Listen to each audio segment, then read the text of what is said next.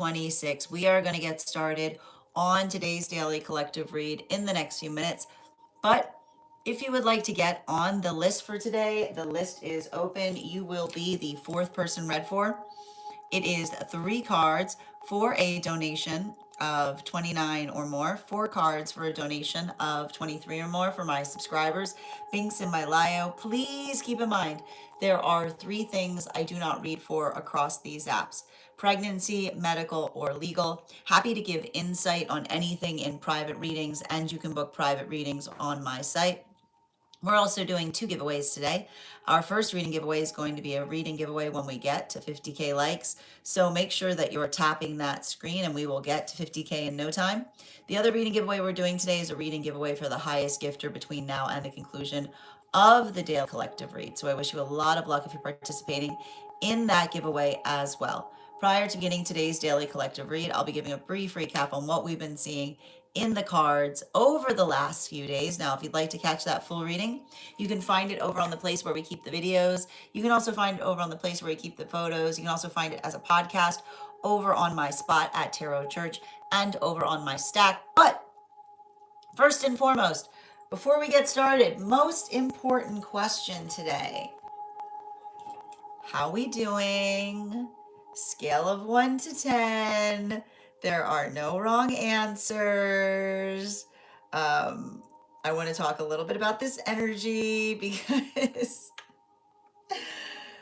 the best way I can describe this energy right now is the idea that our weaknesses become our greatest strength in the right context. Our weaknesses become our greatest strength in the right context. And what do I effectively mean by that? I mean that we often go through experiences by which we don't necessarily understand ourselves fully, right?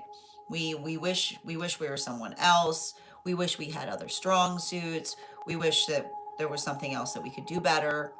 But when we talk about radical authenticity to a certain extent, we're not talking about the idea of potentially feeling satisfied with the self and not energetically changing, right? That's not, you have to understand, if one is navigating the space of feeling radicalized within the self and not changing, that's stagnancy, right? That's stagnancy. But to be able to be radical in one's authenticity is to be authentic in the journey of discovery of the self, right? It's the journey that we effectively navigate in terms of understanding that we're constantly in a state of self discovery. And when you think about things from that perspective, then it's not about, you don't feel frustrated or energetically vexed when you navigate or experience something that feels like it creates or generates a problem within the self. But you energetically welcome the opportunity to be able to understand the self on a deeper level. And we do this in all things, right? We do this as it relates to our relationships. We do this as it relates to living in an experience by which we're not just going through the motions, but that we're deeply invested in our own journey, but not at the cost of the journeys of those around the self, right? That's pretty much, like, the reason I bring all of this up right now is that's a pretty good summarization of what we are energetically seeing is happening right now. And I say that for a few different reasons, because and I'm sure that you probably felt a bit of that shift that occurred during that full moon. And this is just something that's very important too, because you have to understand that what we effectively identified that was happening during that full moon, navigating through that shift, it wasn't just the fact that we had the full moon in Capricorn during Cancer season. It's working into the context of navigating many, many, many different factors, right? It was confluence energy. And the reason we saw confluence energy is because, one, at the same time that we had that full moon in Capricorn during Cancer season, we also had Mercury going into retrograde. We in Cancer. At the same time as Mercury is going back into Cancer, we see Jupiter moving forward into Leo, right? All of this happening within a few hours of that full moon. And so it's important to recognize that, because it also helps us understand that the ability to be patient within oneself allows one to be able to contemplate and work through things on a deeper level, right? And I actually was saying prior to this occurring, I wouldn't be surprised if the experiences that you are having in the pre-retrograde shadow of the Mercury retrograde, we're potentially feeling worse than what we're experiencing right now with Mercury retrograding in Cancer proper. Because I like to point out, Mercury retrograding in Cancer is working through feeling checks, right? They're working through the realm of the sentiment and feeling a lot of these emotions that are coming up right now is something that we can often associate with a Capricorn full moon. I always like to describe it, Capricorn full moons reveal the wound, right? It shows us in a very untarnished way the full depth or the intensity of something that we're carrying. Often in the way, often in a way that we ourselves might not necessarily see, right? Because that's often what happens with old wounds. They come up occasionally because, specifically and particularly, you're so used to carrying them that you don't realize that you energetically have them.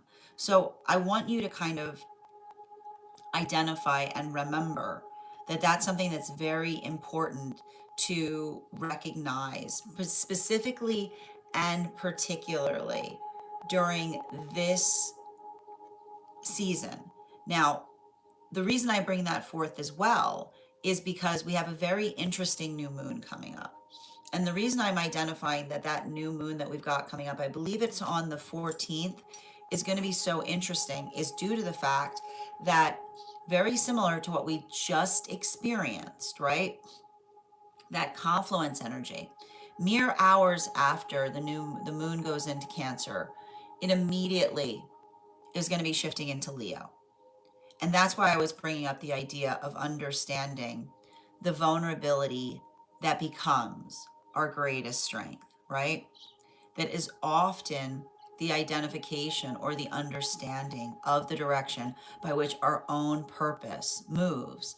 So allow yourself that understanding, allow yourself that deep intention setting, because even as we're navigating a lot of this energy, I wouldn't be surprised if you tell me you've been feeling like unreasonably emotional, okay? But that unreasonable emotion is something that can feel very healthy, specifically and particularly because it is able to amplify and articulate the full depth of our feelings and emotions around things. Now, how this is impacting energy, we did a full tarot astrology on it the other day that you can find over on the stack. And I gotta tell you, it was very, it's affecting the signs very, very, very differently. Um, for those with air sign placements, this might be feeling very much like a liminal space. This may be feeling like there's a very heavy sense of anticipation or trying not to get ahead of the self. I will point out that sometimes when we're going through a lot of the energy that we're currently seeing, it may be feeling to air signs that you're observing others being unreasonable or too caught up in the emotions, is the best way I can describe it. So make sure that you're doing your best, if that's occurring, to help someone identify and recognize like what feels logical and reasonable, as opposed to something that might feel cathartic for the feelings but not necessarily fully healed. um, for those with water sign placements, a lot of emotionality. This is what I mean about that emotionality coming up, right? I feel like this could be very intense energy for those with water sign placements as it relates to experiencing circumstances or situations by which one feels somewhat emotionally overwhelmed. However, you have to understand, and this is what I meant about the weakness that becomes the strong suit.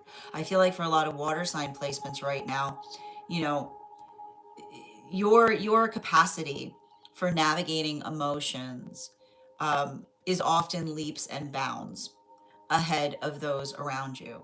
So also kind of helping others um, not get helping others not get overwhelmed in a flow state is probably a lot of the work that we see that the water signs are doing right now.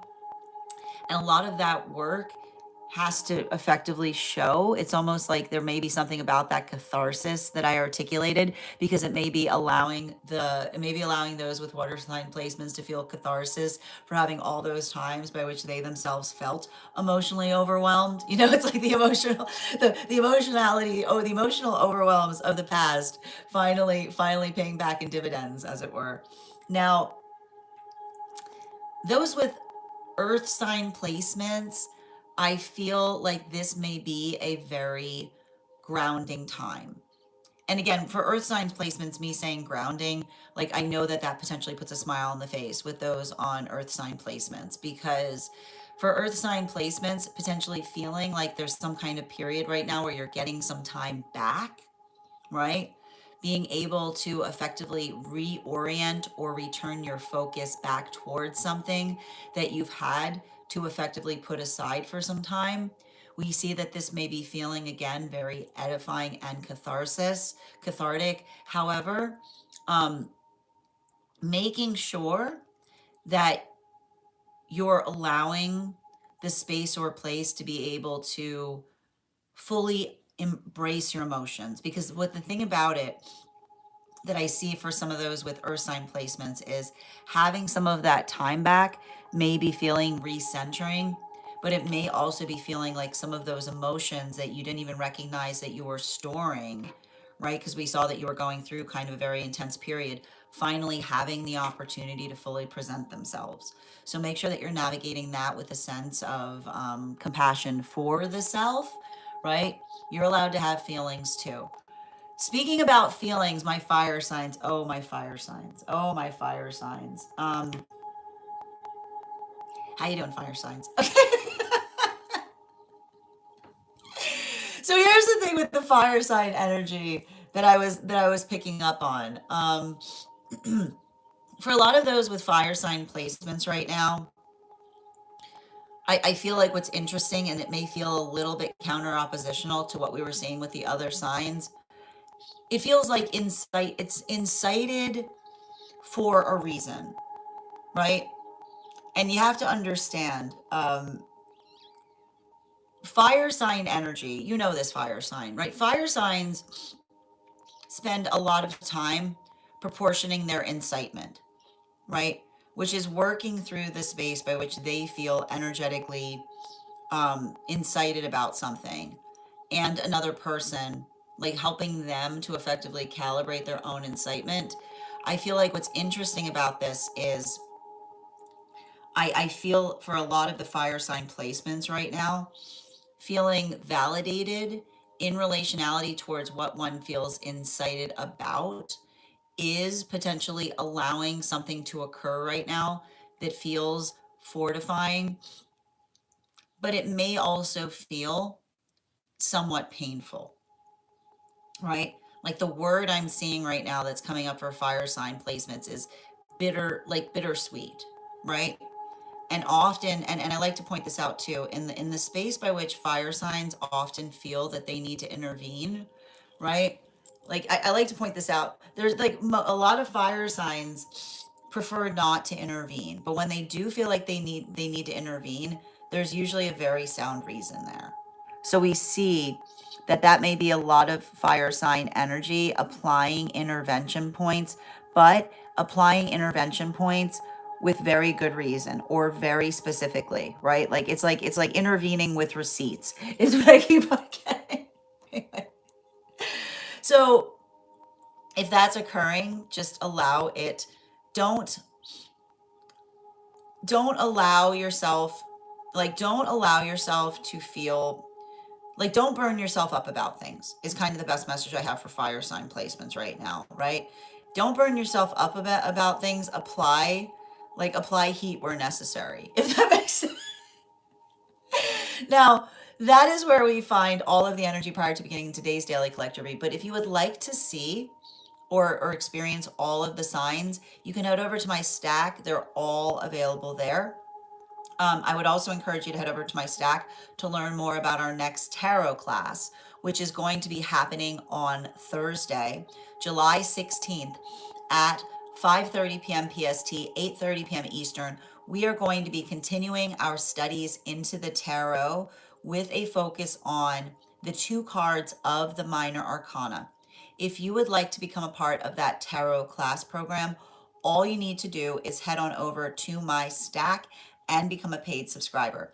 Your paid subscription to my stack is your ticket of entry into our live classes each and every month. You will also, as a paid monthly subscriber, have access to over 9 hours worth of material in the Tarot Church Library class archive. Now, it's not necessary to catch up. I do my best to give you an update on everything we've studied prior to beginning that next class, but the material is there for you to receive as you're ready to receive it. You'll also have access to a one-on-one chat with me and the other students to ask any questions that you may have in relation to anything we've learned and studied thus far. And if you become a founding member to my stack, not only will you receive a discount on the full year's worth of classes, but you'll also have access to over 20 hours worth of material in the Tarot Church Library class archive. One of the things that I have tried to do in these classes is make them accessible to the absolute novice tarot reader as well as the seasoned reader. There's definitely something there for everyone. Don't allow your lack of experience or your robust experience to prevent you from joining us in these classes. And even if you don't become a paid subscriber to my stack, I would encourage you to follow me there to stay up to date on any new offerings or services. I also post my weekly newsletter there, which will let you know about my in-person events as well as my online live schedule, and my mystic meditation articles, which will give you updates on everything we've been seeing energetically in the cards. I just wrote one recently on this full moon that we experienced. I'll have one out shortly on this new moon we've got coming up. Finally, I want to let you guys know that on top of my standard life path readings, I also offer mentorship classes. These are for any of my students seeking a more personalized educational experience with me. I take a very limited number of students for this reason, as those classes are focused on each individual's personal spiritual goals and journey work. Those classes can be purchased on an individual level or as a monthly class series, weekly or bi-weekly as your schedule permits. Also, for my students seeking more consistent weekly tarot support, I'm very happy to offer weekly tarot insight packages. That is a package of 4 30-minute reads, again, weekly or bi-weekly as your schedule permit, so that you can stay more consistent on your personal journey at a discounted rate, as well as our dream interpretation readings, which you can purchase per dream or as a series. Now, if you purchase the series, I would encourage you to start to keep a dream journal, as we will meet weekly or bi-weekly with that journal and utilize the tarot to understand the key themes and messages coming towards you in the dream space. But let me know in the comments how this energy is impacting you personally, because it is going to hit everybody just a little bit differently. That said, we are going to get started on today's daily collective read in the next few minutes. If you would like to get on the list for today, the list is open. It is 3 cards for a donation of $29 or more 4 cards for a donation of 23 or more for my subscribers. Links in my bio. Please keep in mind there are 3 things I do not read for across these apps: pregnancy, medical, and legal. Happy to give insight on anything in private readings, and you can book private reads on my site. We read for here highest priority messages from spirit, life path, angelic, dream interpretation, past life, mediumship, love readings, pet readings, animal spirit guide readings, akashic, mind, body, spirit, love, and aura. If you have information that you feel is relevant or necessary for the purposes of our read, you can include it in the notes when you send the donation. You can also post it in our subscriber only Disco channel in the appropriate channels. Also, if you're joining us over on the place where we keep the videos, you can also get on the list today via my tree that has links in it in my bio. And if you become a paid member, you have the same benefits that we've stated for those who are subscribers, including the discounted rate on the full reading, as well as the 1 card reading each day. Hi there, Thinking. Thank you for the follow. And Janae, thank you so much for sharing the live. Always appreciate when you guys share the live. Janae, did you say you got on the list? How you doing today, Ayanda? Excellent. And how you doing today, Daughterlist? Welcome. How you doing today, Disney's?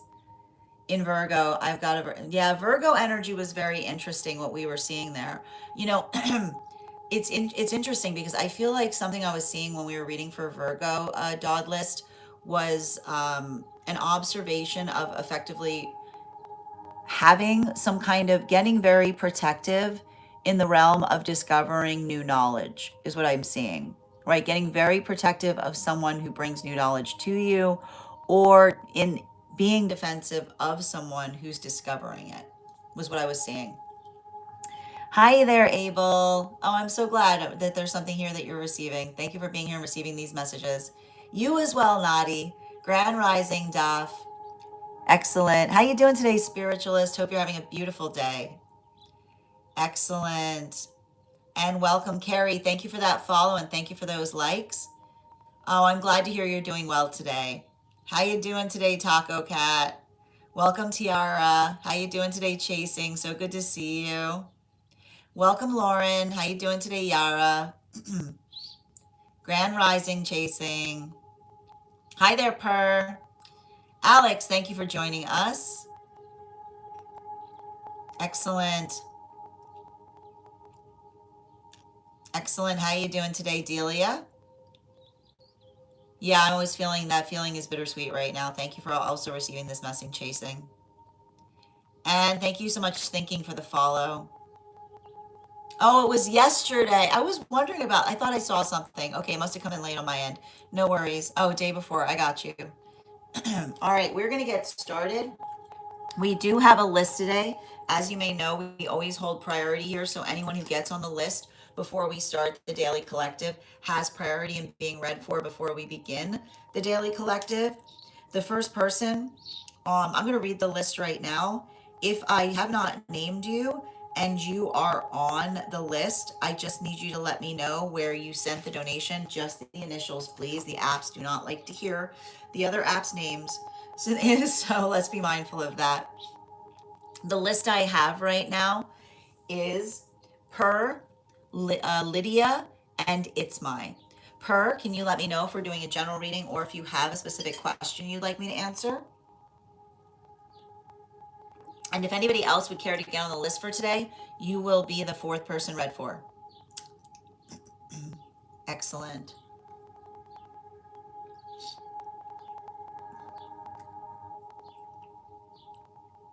And just a reminder, if you are on the hold list and would like to be added back to the list, all I need you to do is let me know the date that you are added to the hold list. I'll be happy to add you back as well. Second call for Per. Second call for Per. If Per isn't here, we're going to be moving down the reading list. The next person on the list for today is Lydia. Per or Lydia, if you are here, can you respond in all caps? Let me know if you would like a general reading or if you have a specific question you'd like me to answer. Again, second call for Per or Lydia. Per or Lydia. Second call right now for Per or Lydia. If Per or Lydia are not present, the next person on the list for today for a reading is going to be It's My. Per, Lydia, or It's My, if you are here and you would like your reading prioritized before we start the Daily Collective, just let me know. If not, we will be beginning your readings once we complete the Daily Collective. Second and final call for Per. Second and final call for Lydia. Second and final call right now for It's My. Wonderful. We will get started on today's Daily Collective. Before we begin today's Daily Collective, though, we are going to warm up those intuition muscles with an intuition check. I've got the Animal Oracle cards here. We're going to count back from 10, and when we get to 1, I will reveal the card. 10, 9, 8. How you doing, Avatar? 7, 6, 5, 4, 3, 2, 1. We got the boar. We'll be doing that again after our Daily Collective. And just a reminder, if you would like to get on the list to be read for after the Daily Collective, you can do so now. It is 3 cards for a donation of 29 or more, 4 cards for a donation of 23 or more for my subscribers. Links in my bio. Please keep in mind there are 3 things I do not read for across these apps: pregnancy, medical, and legal. Happy to give insight on anything in private readings, and you can book private readings on my site. We're also going to be doing 2 giveaways today. Our first reading giveaway is going to be a reading giveaway for the highest gifter between now and the conclusion of the Daily Collective read. So I wish you a lot of luck if you are participating in that giveaway. The second reading giveaway we're doing today is a reading giveaway when we get to 50K likes. So make sure you're tapping that screen and we'll get to 50K in no time. That said, if you guys could do me a favor and share this live, I would appreciate it. Make sure anyone who'd like to catch this reading live is here to receive it. Oh, thank you, Avatar, so much for that gift. I appreciate you. That said, no better time than the present. Why don't we get started? Welcome, everyone. Happy Monday. I'm the Gray Strega, and I'm here to give you your Daily Collective read for today, Monday, July 6, 2026. We are going to be starting our read today with a harmonic energy update. And we're going to be beginning our harmonic energy update with the first 5 cards in our 5 card spread. First 5 cards, we're beginning our first 2 cards we are beginning our day with today are going to be,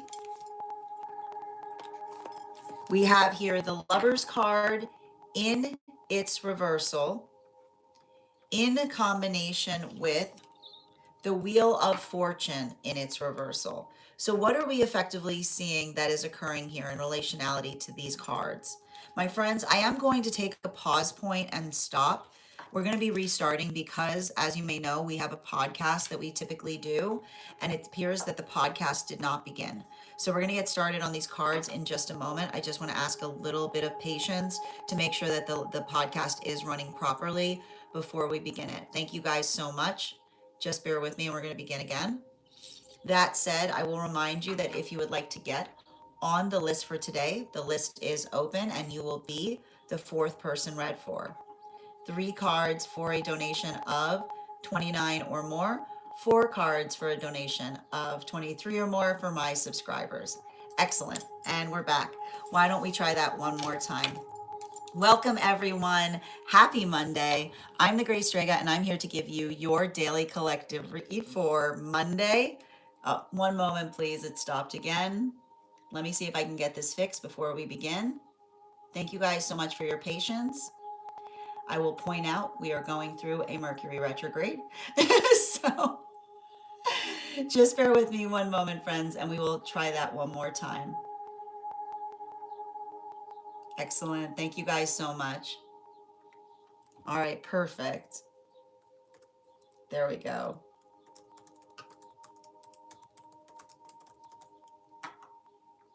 Excellent. All right, let's give that one more go.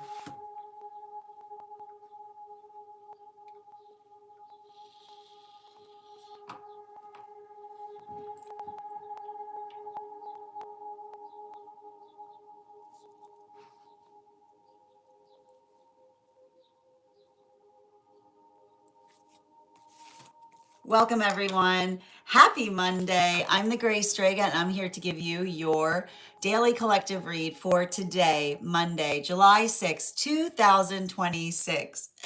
We are going to get started on today's daily collective read. We actually, again, Mercury retrograde, we had to restart the live. So we've actually drawn the first two cards in our 5-card spread for our harmonic energy update today.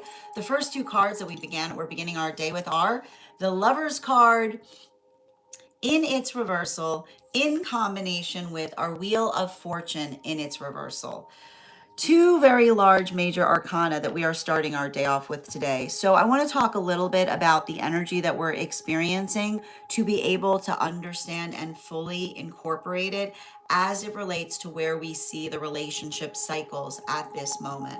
So as you may be aware, we had a couple of different very important confluence of events that occurred around that full moon in Cancer that we recently experienced. Now, that full moon in Cancer was already one that was going to bring up a lot of emotionality, but to add to that, you also have to recognize that we see in confluence to that the fact that it was a full moon in Capricorn during Cancer season.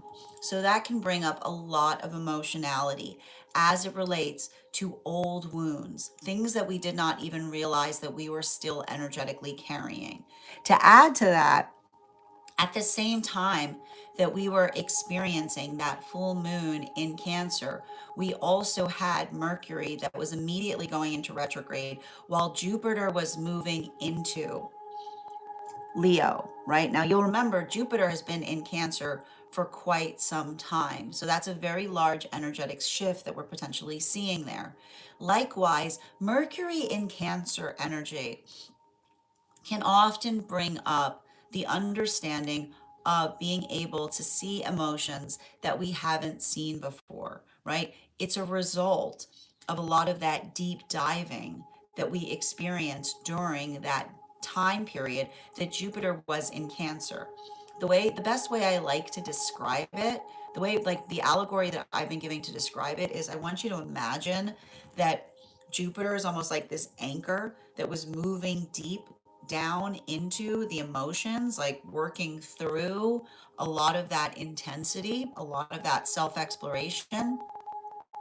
And then, right, we've got Jupiter moving into Leo is the work it takes to pull things back up, right? And the thing about it that I like is, in a certain way, Mercury going retrograde at the same time as Jupiter moves into Leo talks about the value of counterbalance, right? Because when you're energetically able to counterbalance, then what you're effectively doing is you're looking towards things. It's not about the fact that you apply force everywhere, but you apply the force that is energetically necessary in order to effectively move things determinatively, right? Sometimes that requires that pause point. Sometimes that requires the space of going forward. Sometimes it requires self reflection. Sometimes it requires active direction. So we see a lot of that that is potentially happening in this energy, right? It's working through the value of proportionality. At the same time, right? And you have to kind of recognize this because when we're navigating circumstances that help us with proportion, it's not going to be unusual to see disproportion occurring, right? Things effectively blown out of proportion. So when we're energetically conscientious about that, or we're doing the work to energetically facilitate upon it, then we recognize and understand the value and the weight by which we ourselves are able to put or apply valuations to things. Now, This is very important given the fact of what we're seeing for all of the energy in the different phases of relationship right now. And we're going to start first with exploring or understanding the energy that is in solitude. And these are specifically those strength relationships that were coming together between the time of that full moon in that new moon in Taurus that we experienced back in May up until the present. And what's interesting about this is I would not be surprised if a lot of these relationships are all about being able to take time upon things. There is nothing energetically rushed about these relationships. And the reason we see that there's something that's not being rushed about those relationships is due to the fact that because of the work that they're doing in terms of personal transformation, not only do we see energy that are honoring their own transformation cycles, right? But the ability to navigate and feel stable in one's own transformational cycle is effectively creating the ability to be able to see things with a greater sense of clarity, particularly and especially as it relates to things that are energetically helpful and valuable versus misalignment points or energy that feels like it's not necessarily aligned to the self. So it's harder, right? Because to a certain extent, what we're effectively seeing is for energy and solitude, right? That is the result, right? That is the benefit of a lot of that deep diving. It's creating the context by which one is able to perceive something with more clarity. However, the clarity that may be occurring may be the clarity in terms of seeing like what wasn't going well in past relationship, right? They're being able to see the past misalignment better with the optics of the present, which is often the sign of moving in the correct energetic direction. Now, for the energy that's moving deeper into divine union right now, these are specifically the world relationships that were coming together between the time of the Taurus new moon that we experienced in May, leading back to that Capricorn new moon that we experienced in late January. Can I please have the center card for today's spread? We have here the Three of Swords in its upright. As I mentioned, it's cathartic energy right now, right? For some of the world relationships right now, there's a lot of work that we see that may be coming through catharsis. And I want to stress what is catharsis? Catharsis is coming into a deeper understanding of one's own healing journey. And the thing about it is when one is working into catharsis, right? It's usually a sign that one is working through a healing journey because you can't have catharsis in a trauma environment, right? It's simply not something that can energetically occur. And why do we say you can't have catharsis in a trauma environment? Because often, right, often the body stores a lot of our trauma within, waiting for the space by which it's safe to energetically express it. So, what we effectively identify is happening in those experiences right now is working into a lot of that energy and building, right, building that sense of energetic stabilization, but not only building into the sense or the state of energetic stabilization, but being able to effectively facilitate and recognize and identify what one is working to do better. And the reason why do we see that a lot of those world relationships right now may be having catharsis? Because they're finally in a relationship they're finally in a relationship with an individual that shares their own sense of unified purpose. So, that unified purpose that we're energetically observing there is creating the quality and condition by which they're seeing things move more effectively and rapidly. But also, it's energetically painful, right? And why is it energetically painful? Because in the space by which they're experiencing the relationship where everything is getting expedited, they're seeing, right? They're seeing the limitations of the past relationship. They're observing the circumstances or situations in the sense or the space by which they can see, much like we identified with the energy in solitude, right? They can see how much harder it was moving towards things with energy from the past that was not necessarily as aligned as they currently are. And that is either something that is happening through personal work in more deeply understanding the self, or experiencing circumstances or situations by which another person potentially felt like they were putting another's feelings on the shelf, right? But there's something really important about that, because even in the state or nature by which we observe or identify that there may be something there that is arriving into that state or that understanding, it's giving them, like, it's helping them see the direction that that work needs to go.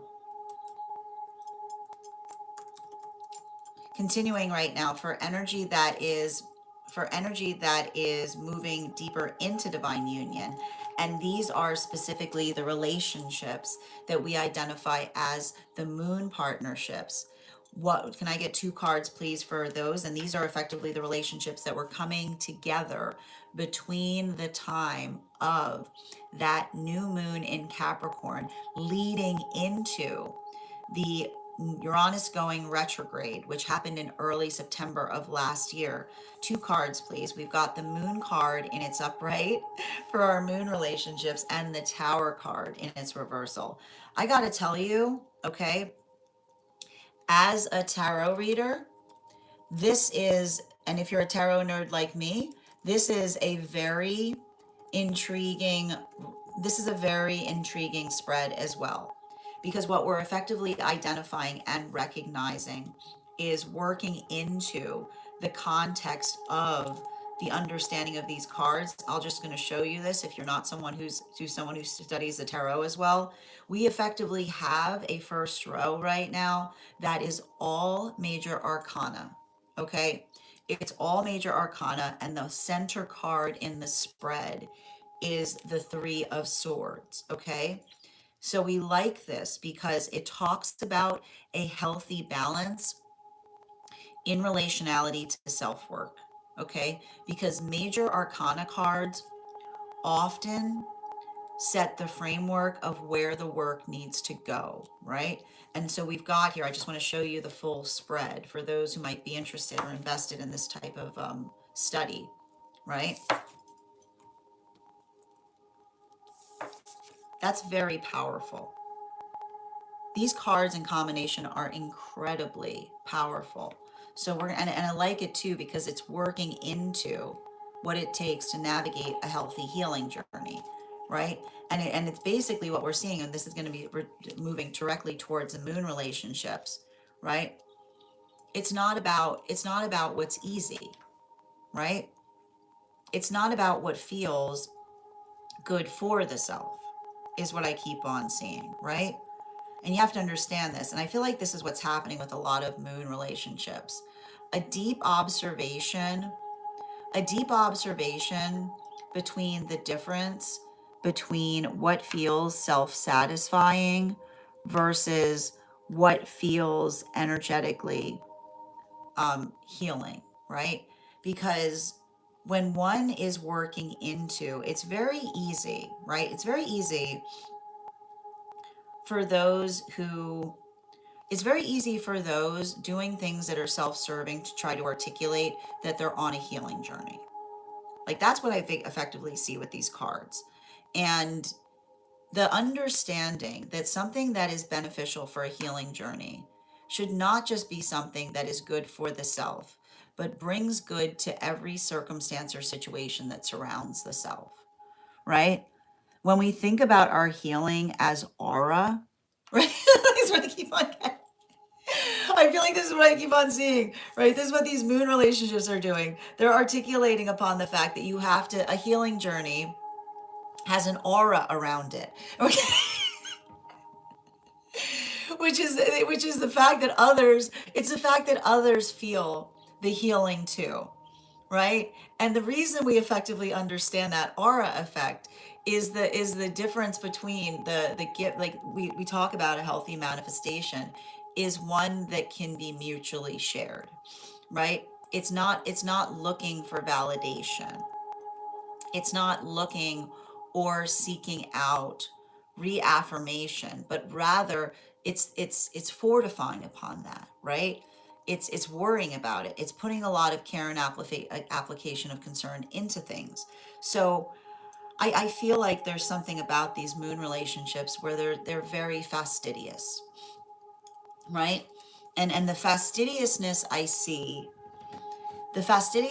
I see there is working through the awareness of other energy that is similarly fastidious, right? And the thing about it is when you're doing that type of work, it's never energetically perfect, correct? Right? It's never the observation or the space or nature by which one is effectively doing something like perfectly, but it's careful, right?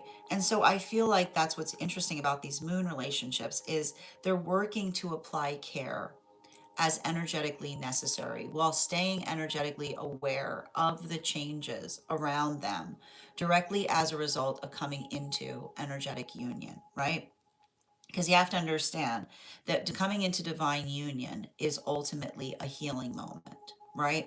And here's the thing, this is why it can sometimes feel heartbreaking that when you recognize that coming into divine union is a healing moment, right?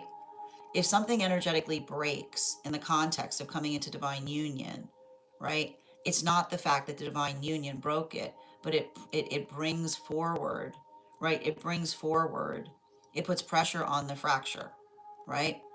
It puts pressure on the fracture because healthy relationship should always be fortified by deeper energetic union in the space by which we understand that relationships are meant to expand and grow and change. So it's interesting because I feel like for some of those moon relationships, they're going through a maturation process, right?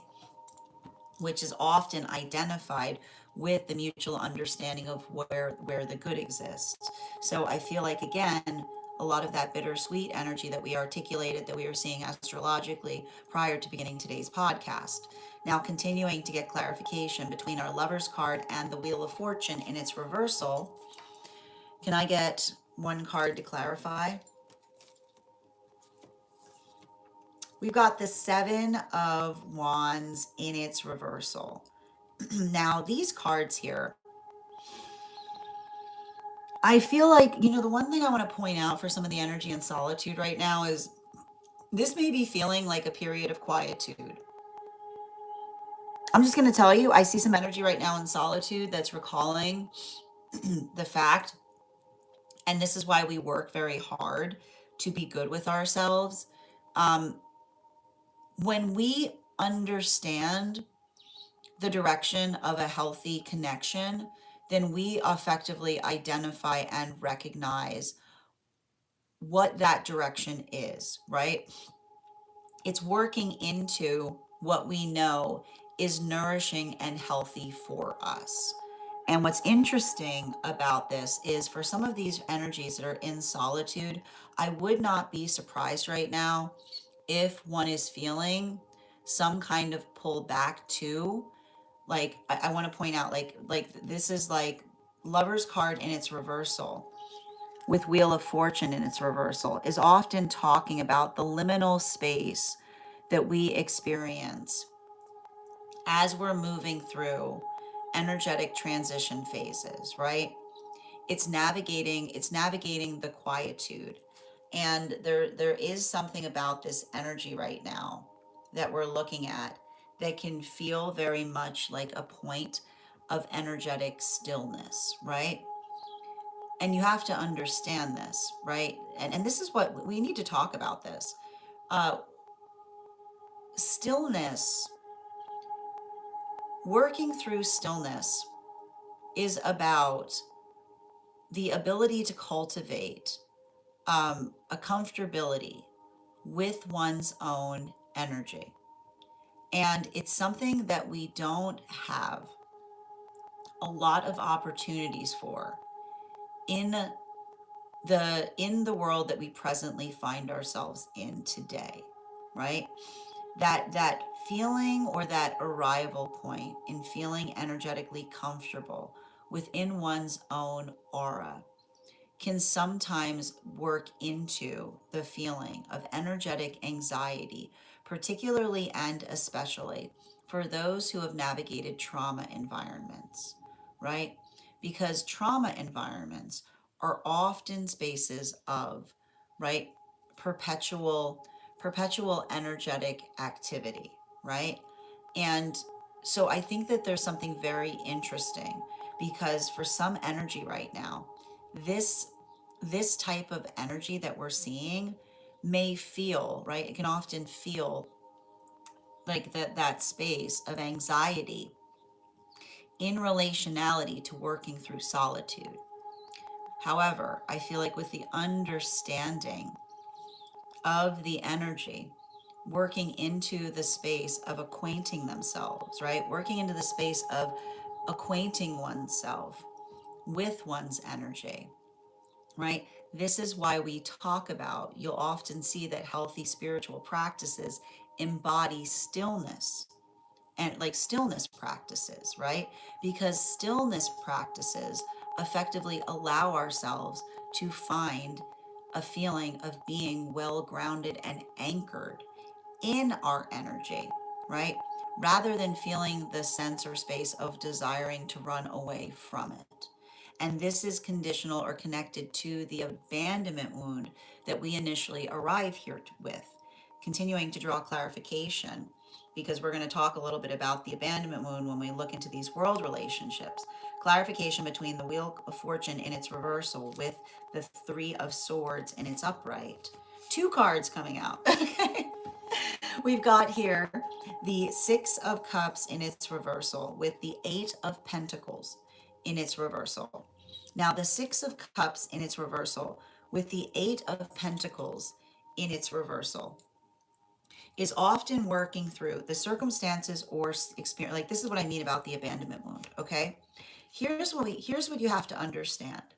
Okay, we are all built, we all come with an abandonment wound. And you know why? It's the abandonment wound is there for a very good reason, okay?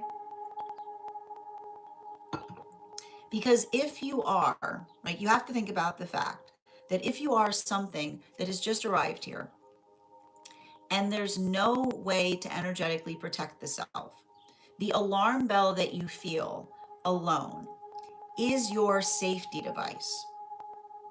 Okay?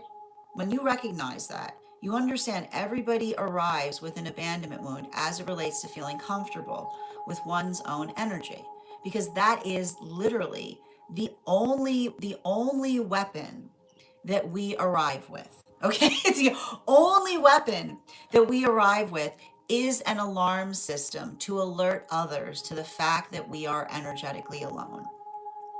So when you recognize that that is something, that is the initial trauma that we never can get rid of, okay? It's always there, right? Because it was at one time, and this is what we understand with trauma. Trauma gives us weapons that become burdens in specifically in situations where it's not energetically necessary. So when you recognize the fact that everybody, right, this loneliness epidemic that you talk about is one that you energetically arrive with, right? It is conditional to being here. Then you don't make your loneliness another person's responsibility, nor is relationship supposed to be the palliative for loneliness. We don't move into relationship to cure loneliness, because if you haven't healed that loneliness wound in yourself, I got some bad news for you. It doesn't matter what relationship you're in. You're going to go from relationship to relationship to relationship to relationship. And everywhere you go, what are you going to find there? You're going to find that loneliness. You're going to find that abandonment wound, because the abandonment wound is one that you're carrying with you into every single room. So we see that for a lot of these world relationships, recognizing and understanding that quality and condition.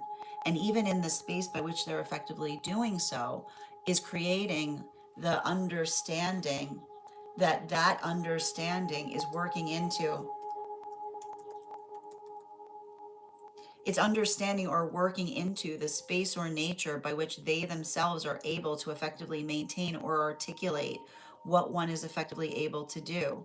That is like what we effectively see is occurring in relationality to the energy being able to facilitate upon the observation. And this is what I keep on seeing with a lot of these world relationships.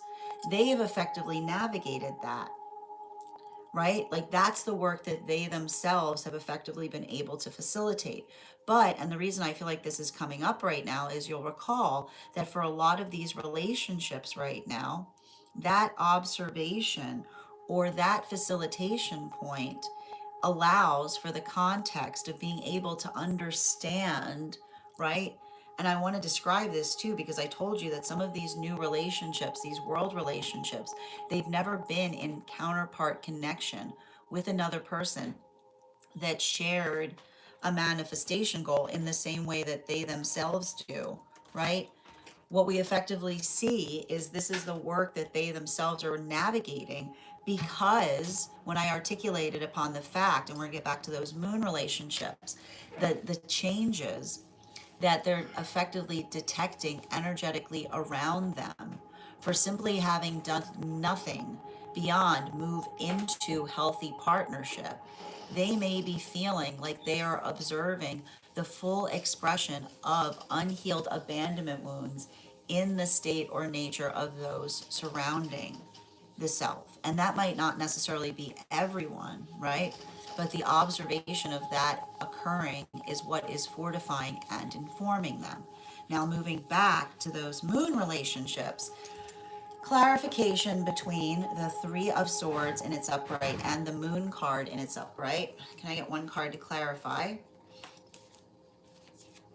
We've got the Star card in its upright. All right, these moon, like, I gotta point this out. I love there are a couple of there are a couple there are a couple of astrological, there's a couple of tarot images that we absolutely love to see.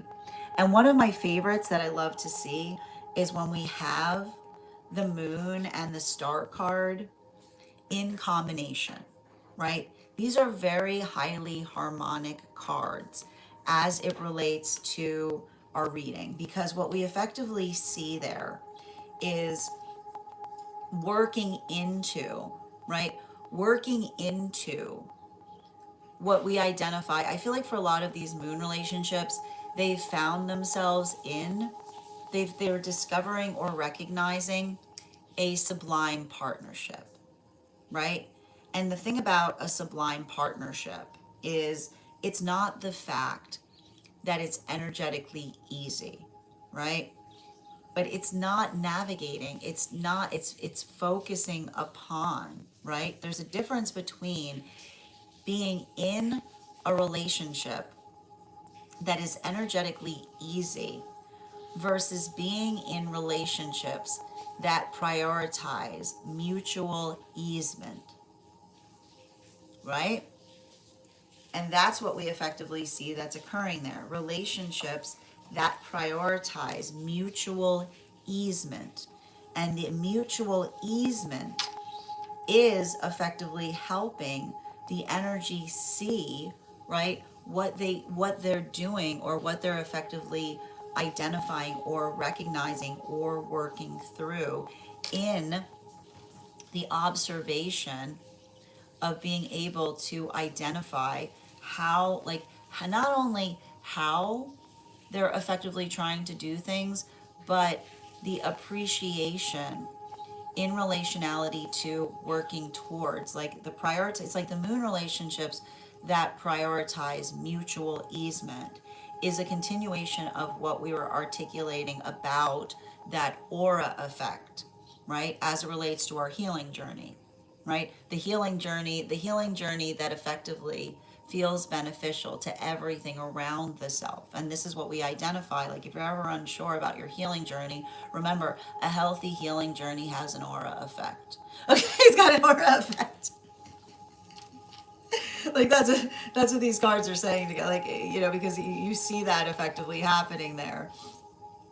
And so, and I think it's interesting too, because like I feel like even in this space by which like I feel like this could even be some of the energy that's like working, like some of the energy that's like working into the context of helping another person with like what like helping them understand like outside of things what to do and being like, well, does it have an aura effect? does, does the healing have an aura effect? That'll help. Like that. Like that's there you go. Like that's how you can effectively identify what actually feels restorative versus someone articulating that it feels like healing good for them, but not necessarily for everyone else around them. Continuing to get clarification, moving back to the energy in solitude. We've got the moon card in combination with that tower card in its reversal. I also got to tell you, man, there's nothing I love better. Like these two cards together, that's some nice. This is nice energy right here. Okay, can I get one card to clarify, please? One card to clarify. We've got the Ace of Cups in its reversal. And so, what do we identify with the Ace of Cups in its reversal? You know, and I feel like this is really important too, because I feel like I see some of this energy in solitude working through the state or nature of navigating healthy boundaries, right? And why are we seeing a lot of those healthy boundaries there? Because the healthy boundaries that we're effectively identifying for a lot of those strength relationships is working into and I feel like this is important because I would not be surprised if there's some energy right now in solitude that has someone trying to articulate to them that it would be good to talk about something, right? And here's the thing about it. I literally see some energy here recognizing it's not always good to talk about everything, right? And why is it not always good to talk? Because you'll notice, right? That's like sometimes trauma will say, trauma will often employ healthy words to try to perpetuate more trauma, right? So there you'll see, and I feel like this is what I keep, and you see, like, do you even notice, like, even as I started to try to read into this, like, I had to clear because it's the space by which another person articulates and says, like, oh, it would be good, right? It would be good to talk, right? This is the energy that's able to identify the source of the good, right? That when something is energetically good, then it effectively identifies or facilitates a healthy direction, right? It's the observation of being able to move towards something that feels like it is energetically positive and affirming, that allows for the sense or space of recognizing whether it's energetically healthy or not. And I see this specifically because if these are circumstances or situations wherein, right, an individual has been energetically traumatized before, right, this is almost like the spirit's direction that says you don't need, it's never healthy to talk to someone who's energetically made it clear that the only reason they want to communicate with you is to hurt you more than they did before, right? And it's hard to identify that because what we effectively see with a lot of energy in those modalities or in those experiences is this is often what happens in the space of those building into, right, their own healing journey, right? Somebody articulate, when you're trying to heal, be ready for someone to tell you that you're being unreasonable, right? When you're ready to, when you are on your healing journey, be prepared for energy to start saying that you are being wildly unreasonable, right? because you have to understand that that's often the state or nature by which you stop tolerating things, right?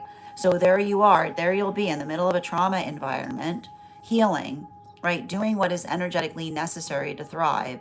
And what will you see energetically around you? Others that articulate that you're being unreasonable. However, if another person, right, and this is what's important about it, right? If another person can't articulate a manifestation goal, then there's nothing unreasonable about it, because it's the observation and the understanding that the difference between a healthy, right, the difference between a healthy relationship and a relationship that's built upon captivation is the difference between something that feels, right, something that feels that it's moving towards, right, a positive direction, that observation of moving towards something that has a defined purpose, versus, right, situations and circumstances by which another person does not make their purpose clear, but rather, right, articulates or identifies the feeling of wanting to go back to something. So we see that for a lot of this energy, right? This is the energy that can tell the difference. Like, I feel like there's some beautiful energy in solitude right now. This is what I mean with those strength relationships that are simply being able to finally, because they're becoming more comfortable in their energy, they are able to identify the difference between forwards and backwards, right? And forwards has a purpose, right? It has a direction. It feels like it's energetically progressing. Backwards often feels energetically recessive. It feels energetically uh, recursive. It feels very much like the space or place by which we're energetically continuing on something that doesn't feel supportive to the self. So I feel like this is, again, and I know this sounds wild, happening for a lot of these strength relationships is being able to see, right, being able to see the difference between, right, a nourishing, right, nourishing work versus unhealed energy, and it's being articulated and navigated via what, energetic simplicity, clarification between the Seven of Wands in its reversal, the Six of Cups in its reversal, and the Eight of Pentacles in its reversal. One card to clarify. Ace of Swords. We like to see this Ace of Swords here. And I want to point this out. Um, the Wheel of Fortune in its reversal with an Ace of Swords in its upright is actually, it's working into a lot of the things I articulated about this energy that we're currently navigating, which is working through the observation of the vulnerability that becomes the strong suit. And this is what those world relationships are recognizing.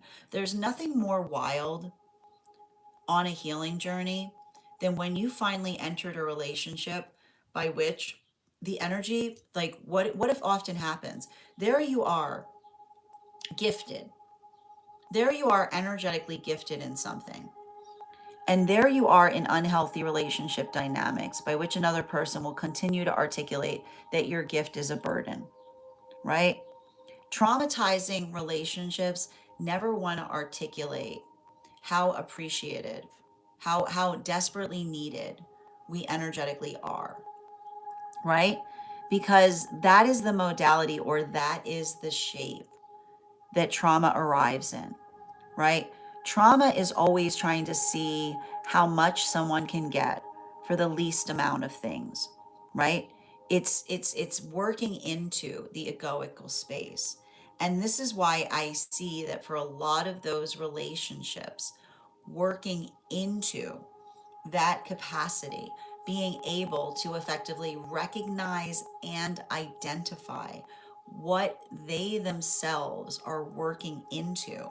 What the thing I keep on getting with a lot of these world relationships is they're not perfect, right? They're not energetically perfect, but they mutually agree upon what needs work, right? There it is. That's how simple it can be, right? The healthy relationship, which is a healthy relationship, is defined by a mutual agreement on where effort needs to be applied, right? A mutual agreement on where effort needs to be applied. Because what will you see in an unhealthy relationship, right? This is a problem. No, this is the problem. No, this is a problem. No, this is a problem. And that's the sound of two energies moving in different directions because they're seeing completely different things. So all you need to effectively identify is working into that that allows for that viability point. And that's what is happening in these world relationships. And identifying and recognizing the easement is allowing for the ability to be able to facilitate or work through something so effectively. Continuing to get, but that is also potentially bringing a lot of feelings up in relationality to looking past back on the past and seeing where it wasn't evident. Continuing to get clarification between the Six of Pentacles with that Six of Cups and the Star card in its upright. One card to clarify, please. Clarification coming through right now with the Four of Cups in its upright. And so what do we identify right now with the Four of Cups in its upright? And I like this too, because we basically got a 3 with a 4 beneath it. And a 3 with a 4 beneath it for these moon relationships articulates to us the ability, a healthy foundation creates the ability to do something that one has never done before, right? A healthy foundation creates the ability to do what one has never done before, which is, right? And this is what's interesting about it because, right? This is often what that feels like, you know? This is working into like this is like like more capacity, more problems kind of thing, but in the best way possible, right?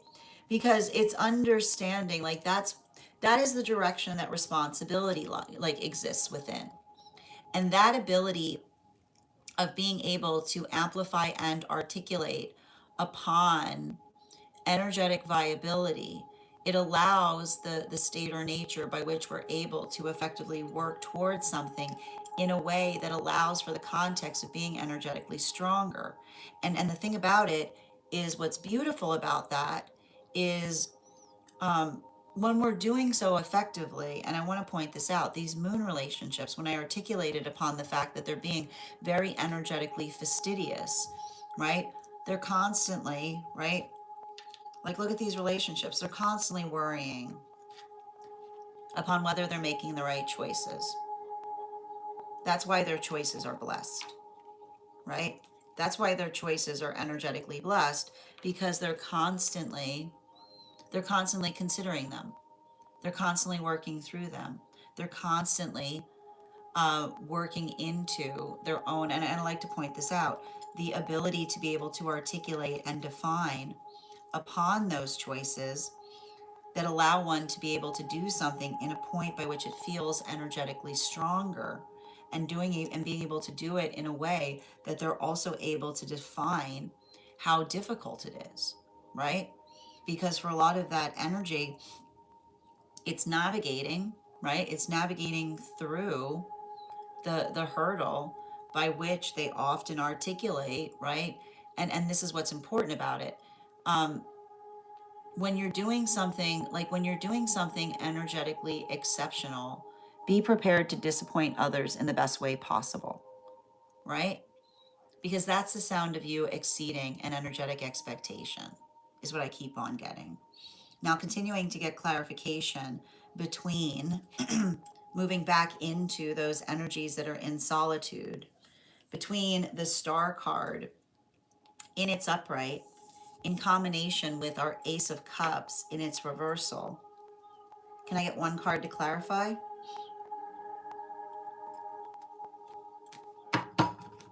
What do we have here?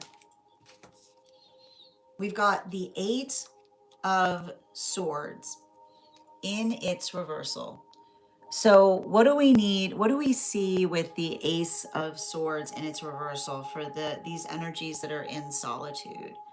Um, the thing I want to describe about it is I feel like what I see that's happening right now for a lot of energy and solitude is finding peace is about surrendering expectations. And I need to point this out. And I feel like this is really important to articulate. Finding peace is about surrendering expectations, but building towards purpose, right? And what do I mean by that? Okay, because when you're building towards, right? So finding peace is about surrendering expectations, but striving for purpose, right? Which is effectively allowing and saying to the universe, right? Like, this is what my purpose is, right? This is my purpose. I'm gonna like. There's only so much one can and this is the thing about it. Our purview, okay? This is really important to understand. Our purview only exists in what we energetically know. Okay? And here's the thing about it, often our purview acts as a barrier instead of a window. And when you recognize that purviews are walls instead of windows, then you get when you are moving towards purpose, you get very, very interested in seeing things from different perspectives. Because that's often, I'll tell you right now, the journey, 9 times out of 10, when you look at someone going through the journey of moving towards a manifestation goal, what often happens? How did you find that manifestation goal? In the most unlikely place. Okay? In the most there was the manifestation goal in the most unlikely place, right? And why do I identify the fact that, and this is what we mean, because, and this is why we identify that there's nothing sillier than working towards a manifestation goal and waiting, right? Manifestation goals are not about waiting. They're being patient and finding new perspectives, right? And often in the space by which one does that, right? Often the space by which one does that, it often creates it's becoming energetically curious with the self. It's allowing for the state of understanding and exploring oneself deeper. So this is why I see that for a lot of the energy, right?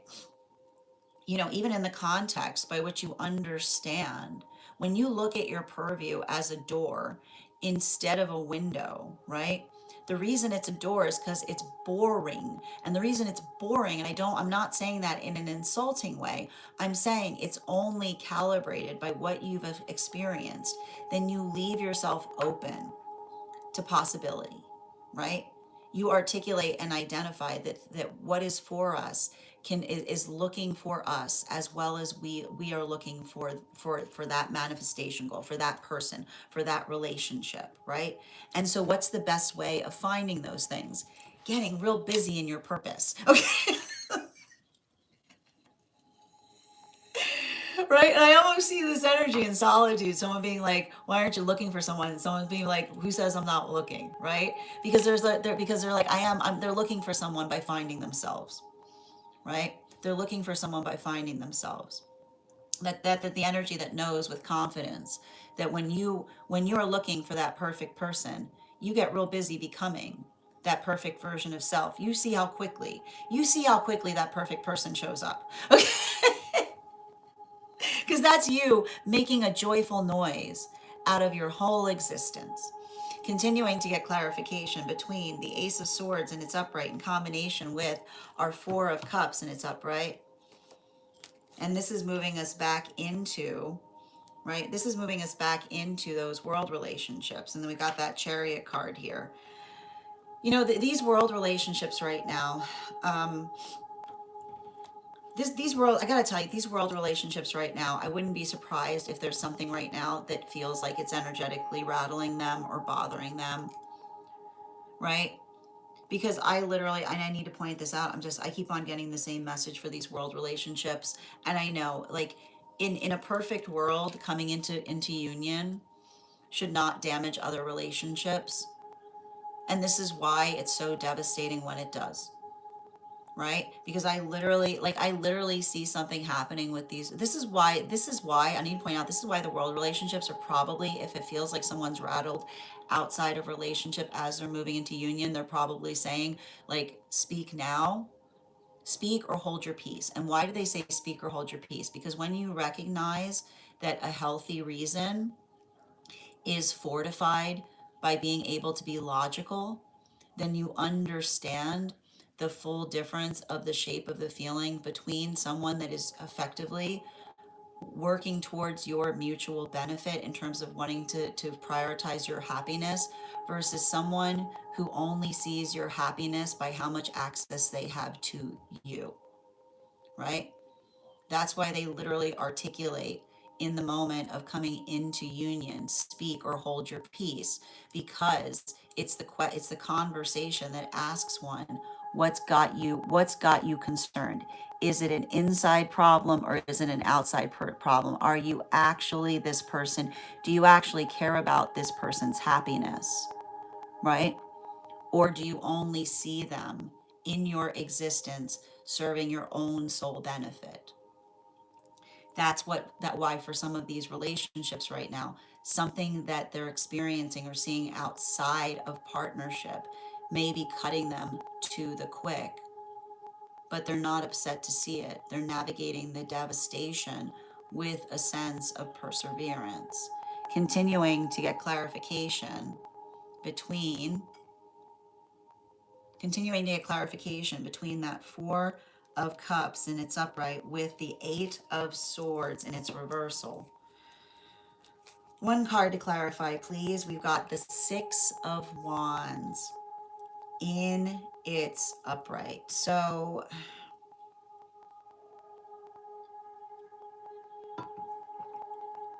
this, like, a lot of the energy that we're potentially seeing here with the Six of Wands in its upright. Um, the thing I want to identify with some of these moon relationships is, and it's a continuation of what we were articulating about building into the relationships that prioritize mutual easement, right? That's what I keep on getting with these moon relationships. Relationships that prioritize mutual easement, that often create the state or nature by which they themselves are working through things, right? They're energetically working through things. And the thing about it is, what are they also navigating? The fact that even as you're working towards mutual easement, you can't please everybody, right? You can't please everybody. And it's frustrating, right? Because and this is often what's interesting about it. I feel like these are relationships or individuals in relationships that hold really, really strong boundaries. And the reason we see that they hold really, really strong boundaries is the observation or working into the aspect of being able to energetically identify upon, right? Being able to energetically identify upon the state or nature by which they themselves are working to energetically do things. And the thing about it is, and I feel like there's a conversation that's happening within those relationships that say, right, when you see another person that's working fastidiously as hard as they can to energetically serve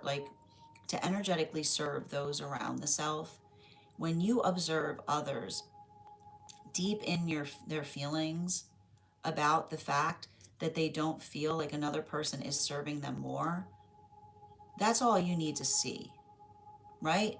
It's a full stop moment, because even like it's literally, if that is somebody, that's somebody getting energetically critical of generosity.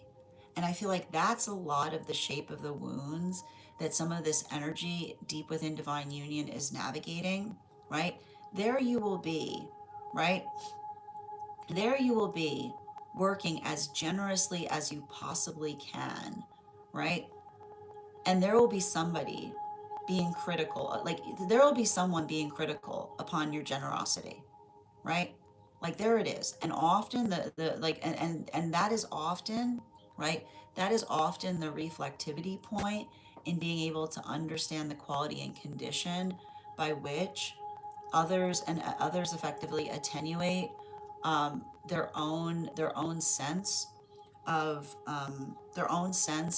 application of care towards what it is that they're effectively working towards. So I feel like there's that space that they're effectively supporting each other by reaffirming to each other that that they don't need to be tireless, that they deserve rest too, and not just rest. They deserve compassion from those that understand how hard that journey is, right? Continuing the final card for today's spread between the Chariot card in its reversal and the Six of Wands in its upright. Temperance card in its reversal. And I don't mind seeing the Temperance card in its reversal here, because the Temperance card in its reversal is what I was identifying, which is the beauty of this energy right now, which is saying everything in proportion, right? And when we talk about proportion, it doesn't mean activate, activate, activate, activate, activate, right?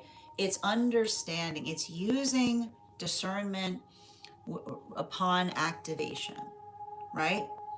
And this is what we often identify in relationality to taking fully faceted approaches to things.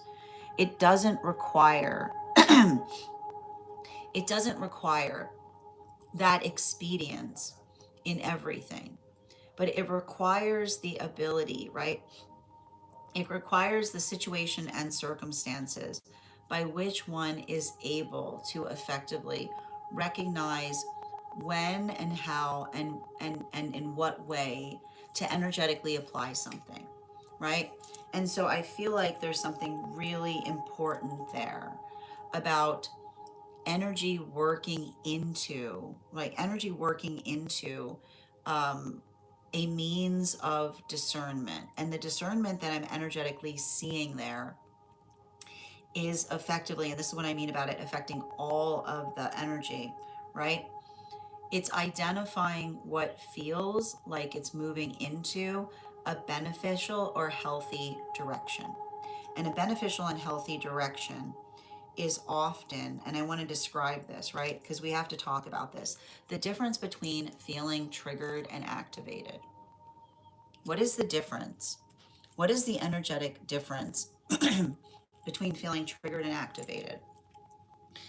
Triggered, right? Triggered is experiencing or moving back into the embodiment that one experienced a wound through, right? That's what being triggered is, right? It's the moments or the experiences that feel they pull us back into the embodiment through which we experienced a wound. Activated is being reminded, right? Triggering triggering feels pulled back. Activated feels reminded. Like that's the thing about it. Triggered feels pulled back. Activated feels reminded. And so I feel like there's something really important about this. And I feel like this is what you can navigate with Chiron in Taurus, right? Like, because I love, like, here's the thing, Chiron's in Taurus right now. And the thing is, I wouldn't be surprised if you're going through Chiron in Taurus and you feel like everything is triggering you, like trigger, trigger, trigger, trigger, trigger, right? And the trigger's not working. Right? I love Chiron and Taurus because Chiron and Taurus is somebody like triggering you and you just looking and going, I can't help but notice. I can't help but notice that you seem to be trying to trigger me. Right? I can't help but notice. Right? I can't help but but notice. I can't help but notice, but it seems like you're trying to trigger me, right? And so, and that's what I mean about these strength relationships, right? And someone being like, doesn't that hurt? Be like, yeah, but I'm used to it. Yeah, I know that wound. I know the shape of that wound. Yeah.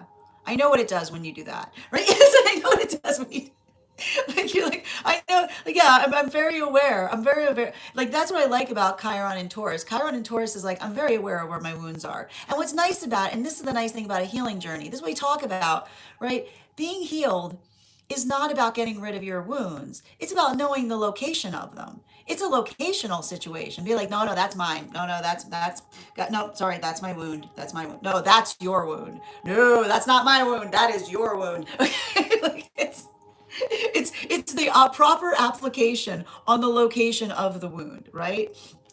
So that ability of being able to recognize that is what's so beautiful because it reminds us, right? We don't need to be perfect in order to be healed. We just need to be invested in our healing journey, right? That's all it takes. The investiture of the healing journey is understanding the location of our wounds. That is where all beauty can begin, right? And when you think about that, then it allows you, and it's hard because even in the space by which you experience that, right? Prepare to see others being triggered by it, right? Right?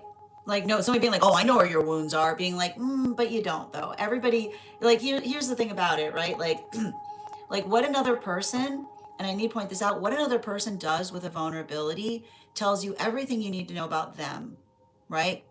Not feeling bad by the fact that you have them. But you'll often see that, right? You'll often notice that with someone like that somebody who's like working through, right? Like you'll often see somebody like, and this is why we say let whoever doesn't have, right? Let whoever doesn't have a wound, right? Like throw the first stone because it's the observation of understanding that says you don't utilize vulnerability to effectively hurt another because we all arrive here with vulnerability, right? Vulnerability is our gift. And when we hold it as a prize, instead of something that feels like we need to deny ourselves of it, then something beautiful happens because we work to energetically preserve that in everything and in everyone, right? It's the gift that we energetically share that allows us to be able to do things in a way that we've never done them before. So I feel like that's what we see is happening right now across all of the frequencies. And it's hard though, because you can't you can't value vulnerability if you're perpetually feeding into a fear mindset. But this is why we say that our ability to navigate our fear is a gift because it's not about shedding the fear entirely, but recognizing what it feels reasonable to fear versus something that we ourselves are working to navigate. That is our daily collective read for today. I want to thank you so much for being here and receiving these messages. Just a reminder, if you would like to book a private reading with me, it is a two-step process. You have to book the reading, you have to pay for the reading. Please make sure you do both if you'd like to have that reading. Most importantly, please remember that I will never, ever, ever, ever, ever, ever, ever, ever, ever, ever, ever reach out to you for a personal reading. I will never PM you. I will never DM you. I will never slide into your inbox and tell you that I have a very important message that only I can deliver. The only way you can book a reading with me is if you book one on my site, so I would encourage you to do it there. A couple of updates before we move into personal readings today. First and foremost, thank you to everyone who participated in our recent class on the ACE cards. Give me a minute. Our next class is going to be held on Thursday, July 16th at 5:30 p.m. PST, 8:30 p.m. Eastern. We will be continuing our studies into the tarot with a focus on the two cards in the minor arcana. If you would like to become part of that tarot class program, all you need to do is head over to my profile and become a paid subscriber. Your paid subscription to our stack is your ticket of entry into our live classes each and every month. You will also, as a paid monthly subscriber, have access to over 9 hours worth of material in the Tarot Church Library class archive. Now, it's not necessary to catch up. I'll be doing my best to give you an update on everything we've experienced prior to beginning the next class, but the material is there for you to receive as you're ready to receive it. You'll also have access to a complimentary one-on-one chat with me to ask any in the class, to ask any questions it may have in relation to anything we've learned and studied thus far. And if you become a founding member, not only will you receive a discount on the full course of the full year of readings, but you'll also have access to over 20 hours worth of material in the Tarot Church Library class archive. One of the things I tried to do with these classes was make them accessible to the absolute novice tarot reader as well as the seasoned reader. There's definitely something there for everyone. Don't let your lack of experience or your robust experience prevent you from joining us in these classes. And even if you don't become a paid subscriber to my stack, I would encourage you to follow me there to stay up to date on any new offerings or services. I also post my weekly newsletter there, which will let you know about my in-person events, as well as my online live schedule and my mystic meditation articles, which will give you updates on everything we've been seeing energetically in the cards. I just wrote one recently on this full moon that we navigated. I'll have one out shortly on the new moon we've got coming up. Finally, I want to let you guys know that on top of my standard life path readings, I also offer mentorship classes. These are for any of my students seeking a more personalized educational experience with me. I take a very limited number of students for this reason, as those classes are focused on each individual's personal spiritual goals and journey work. Those classes can be purchased on an individual level or as a monthly class series, weekly or bi-weekly, as your schedule permits, so that you can stay more consistent on your personal journey at a discounted rate, as well as my dream interpretation readings, which you can purchase per dream or as a series. If you purchase a series, I would encourage you to start to keep a dream journal, as we will meet weekly or bi-weekly with that journal and utilize the tarot to understand those key themes and messages coming towards you in the dream space.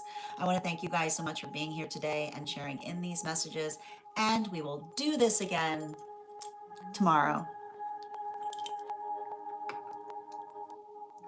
That is our daily collective read for today. We are going to get started on personal readings. All right, I've got a tie right now between Kath and Nikki. Oh, okay, Kath. Never mind, it just reset. Kath, you got the highest gifter today. Congratulations. Nikki, you came in second, so you will have an additional card in your reading. If anybody else would like to get on the list for today, you will be the fifth person read for. It's 3 cards for a donation of $29 or more, 4 cards for a donation of $23 or more for my subscribers. Links in my bio. Please keep in mind there are 3 things I do not read for across these apps: pregnancy, medical, and legal. Happy to give insight on anything in private readings, and you can book private readings on my site. We're also going to be doing a giveaway when we get to 50K likes, so make sure you're tapping that screen and we'll get to 50K in no time. And I'm going to take a moment to read over some of the comments that came through as I was reading. If you're joining us over on the place where we keep the videos, you can also get on the list today via my tree that is linked in my bio. And also remember, if you become a paid member, your donation amount, your amount for the cards is 4 cards for $23, and you're also eligible for that free 1 card each day. Absolutely. Excellent. And just reading over. Hi there, Mia. How you doing today? And Dada, thank you for sharing the live. Always appreciate when you share the live. Hi there. Happy Monday, Nikki. Good to see you today. Excellent. Grand Rising, Duff. Yes. I'm very aware that Yashua loves all of us, MTM. How you doing today, Kinky? True. No one can make you happy. You go into the relationship already happy. Tap to claim. Yeah, that sun and the moon card. It's a nice combo, right? Absolutely. Absolutely. I'm looking for someone by finding themselves. Exactly. Tap to claim. Excellent. Thank you as well for receiving these messages, Keys. I do my best here, Duff. How you doing today, James? Welcome. Excellent. Well, welcome, Sween. I don't think that's true. I need to back up on what you're saying there. No, I mean I feel like if someone gets triggered, it is not a sign of emotional weakness. We all have our triggers. It's like that's exactly what that quote says. It's like whoever does not have a trigger can trigger because we all have triggers. It's not fair to try to intentionally trigger each other. It's one of the worst things you can do energetically. There are massive repercussions for those who intentionally go around triggering others. I've seen it. Yeah, absolutely. And Kylie, thank you for the follow.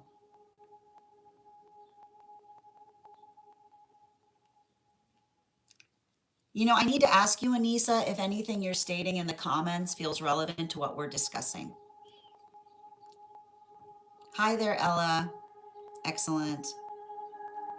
Yep, and morning. Thank you for the follow. How are you doing today, Nico? And thank you so much, Avatar, for those gifts. Thank you for receiving these messages, Nico. Kylie, I see your messages coming through just fine. I'm here, Kay. How you doing, dear? Absolutely, and thank you for sharing the live. Oh, thank you, Bridget. I know I do like a cozy shirt. Yep, absolutely. And thank you, Kath, for those wings, and thank you for those gifts. Looking forward to our reading. Thank you, Raven, for the follow. Excellent. Yes. Thank you for reposting, user635. Yep. Emma, thank you for those roses as well, dear. And thank you for that first gift. Absolutely. Getting busy in your purpose. And Emma, thank you for the follow. More aligned that way. Absolutely. Sending you support on that journey. Ella, Luke, thank you for the follow. Yeah, energetically critical of your generosity. Yeah, it happens. It's the audacity, right? Thank you as well, Janae. I know the seahorse was very cute. Yeah, absolutely. There's a delay. Good to see you today, Avatar. Tatenga, thank you for the follow. Girlma, so typically the reads here are 3 cards for a donation of 23 or more. If you're looking for, it sounds like you're looking for a 1 card. So I'd say that those who are super fam always get a free 1 card each day if you'd like to become a subscriber. Absolutely. You're so welcome, Kay. Not a matchmaking service here, Stephen. So absolutely. I know the picnic dog was adorable and the parrot. There it is again. Hi there, Heather. Good to see you. And Bianca, thank you for the follow. Thank you as well, Brenna. I'm so glad these messages help, Kay. Absolutely. No worries, Nikki. I just wanted to see what that was. No problem, dear. I appreciate the gifts. Look, I'm never going to be upset that you're posting gifts in my live. Hi there, Lefe. I'm so glad to hear it. I hope you're having a beautiful day. And thank you so much, Ivana, for that gift. I appreciate you. All right, we're going to get started on personal readings today. The first person, um, the first person we're reading for today is going to be the list we've got right now is Per. Per, if you're here, can you respond in all caps? Let me know if you'd like a general reading or if you have a specific question you'd like me to answer.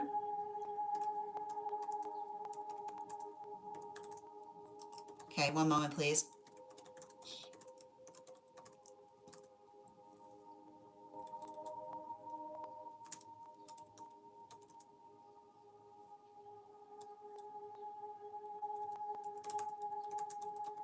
All right, one moment, please.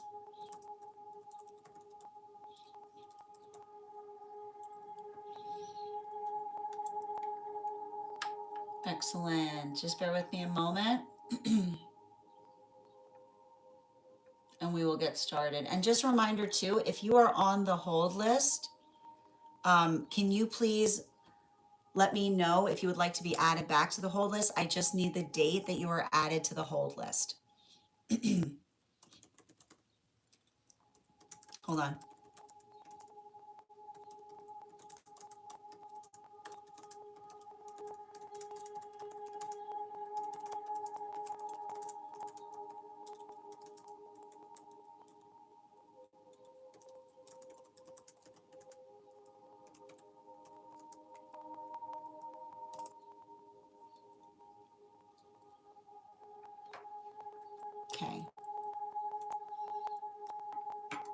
And one more moment, please.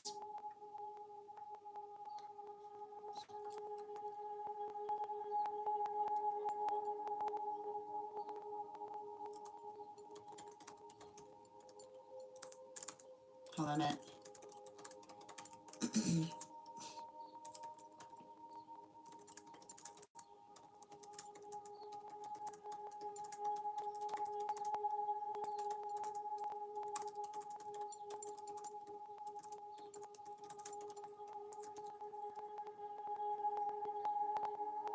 All right, perfect. Excellent. And thank you so much, Ivana, for those gifts. I appreciate you. Good to see you today. It's a very short dream. I don't mind. It's okay. We can do short ones too. Excellent.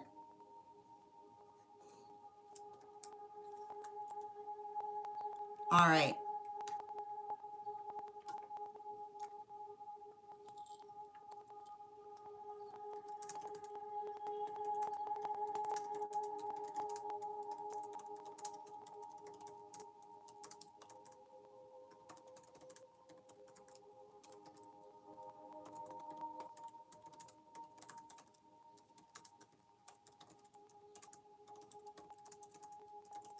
Okay, perfect. Short dream on the disco. And just a reminder, if you have a dream that you would like interpreted, you can include it in the notes when you send the donation. You can also post it in our subscriber only disco channel in the appropriate channel. And before we begin with this dream interpretation, we are going to warm up those intuition muscles with an intuition check. I've got the animal oracle cards here. We're going to count back from 10. And when we get to 1, I will reveal the card. 10, 9, 8, 7, 6, 5, 4, 3, 2, 1.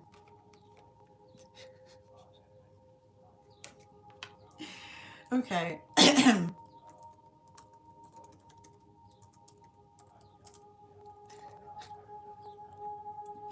All right, just bear with me.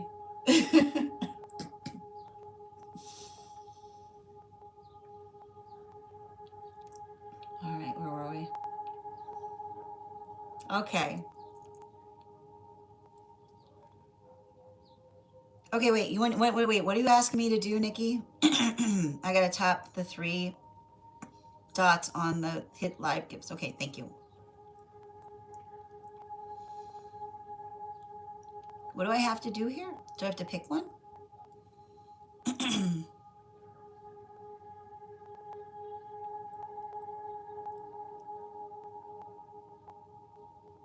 Did I do it right, Nikki? Is that better now? Excellent. I'm very good at this. All right, where were we?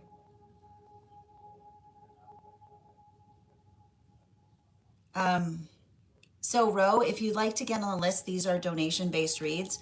So all you need to do if you'd like to get on the list is send the donation. It's 3 cards for a donation of 29 or more for non-subscribers. Same thing for you, Peace. We are learning together. Live gift. My unique. Does it show a unique gift now?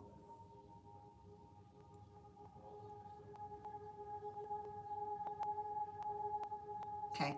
I think I did it. Excellent. Affirmation. I'm really good at this. That's actually a really good affirmation. I actually like that. That's our affirmation for today. I'm really good at this. All right. So we're starting first. Andrew, we do tarot. We're doing tarot readings here. We have it each day with a daily collective, and we also offer personal readings. Thank you for the compliment, Bodhi. All right, let's get to it. We're doing a dream interpretation right now, and before we begin our dream interpretation, we always bust out the dream coconut. Perfect. All right. This morning, I woke up at 7:30 a.m. and decided I'm ready to start to practice lucid dreaming or astral projection. So I went back to sleep with the intention of exploring my own house while staying fully awake.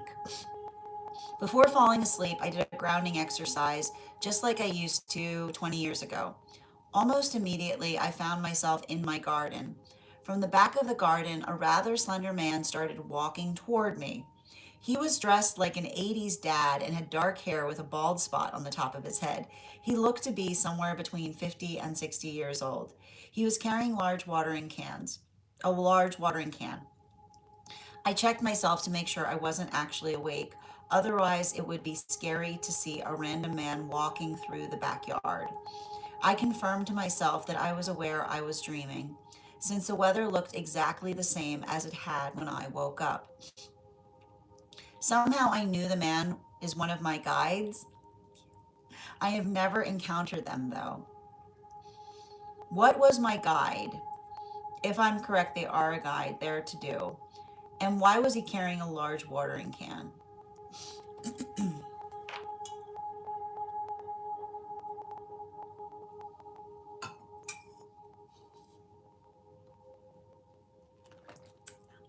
Oh, okay, these two starting.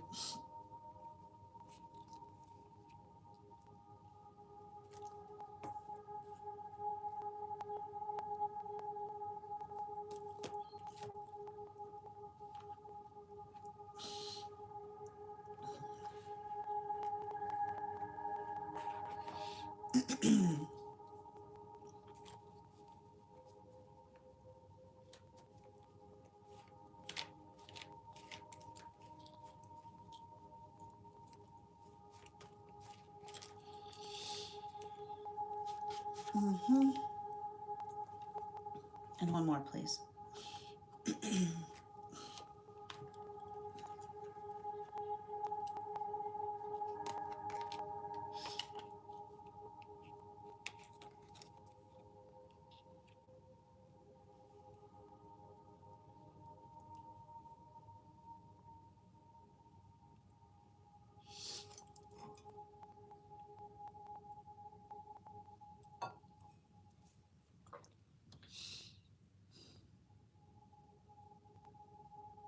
So,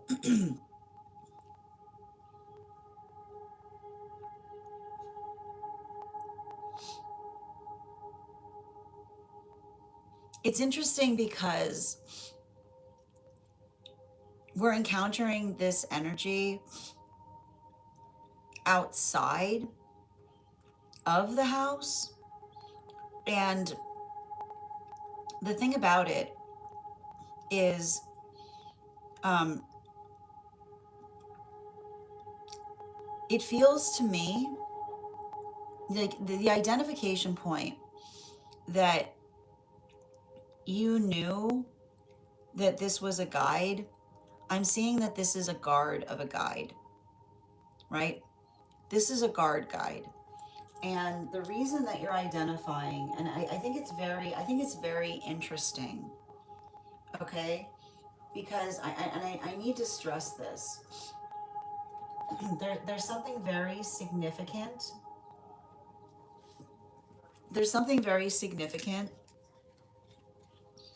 in the understanding or the recognition by which you literally started in the dream space and you stated, like, I want you to kind of recognize you stated your intention, okay? You stated your intention via V saying, I want to explore my house. And where did you immediately find yourself?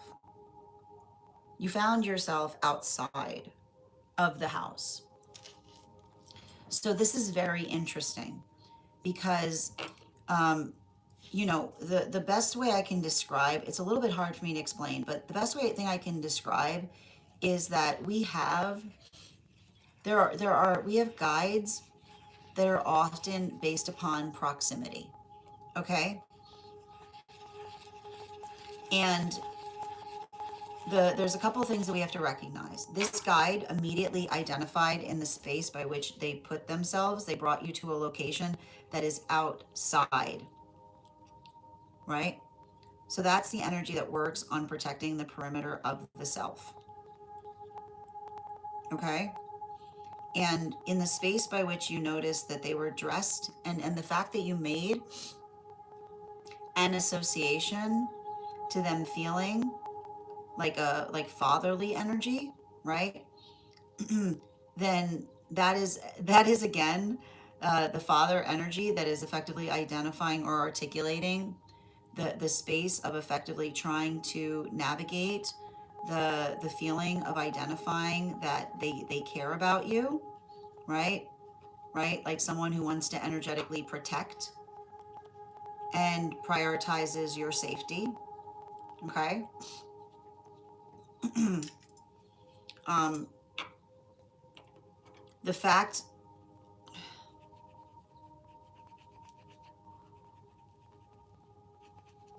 um,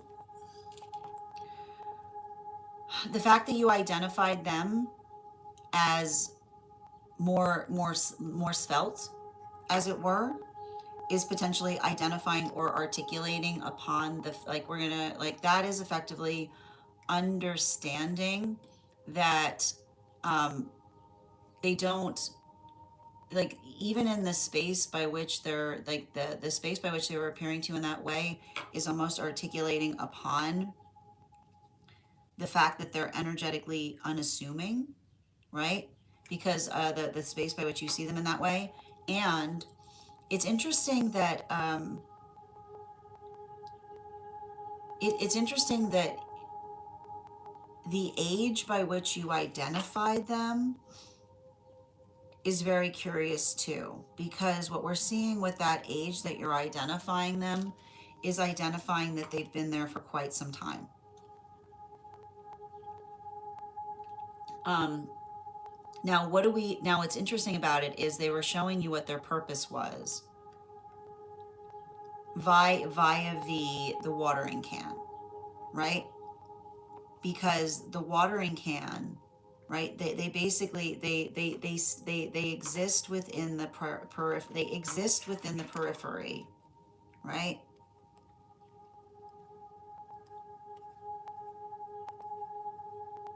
of your energetic field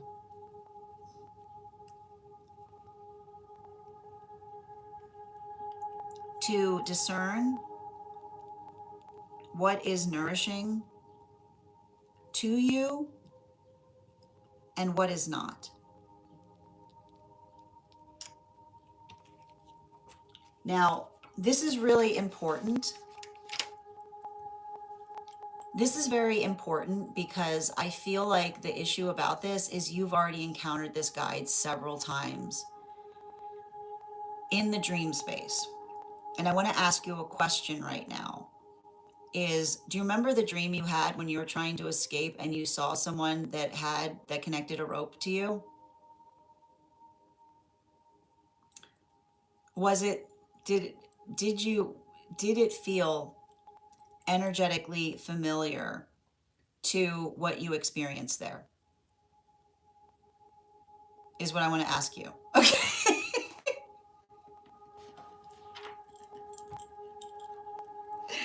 Okay, because you see that it's not a rope, it's a watering can. Okay, it's not a rope, it's a watering can.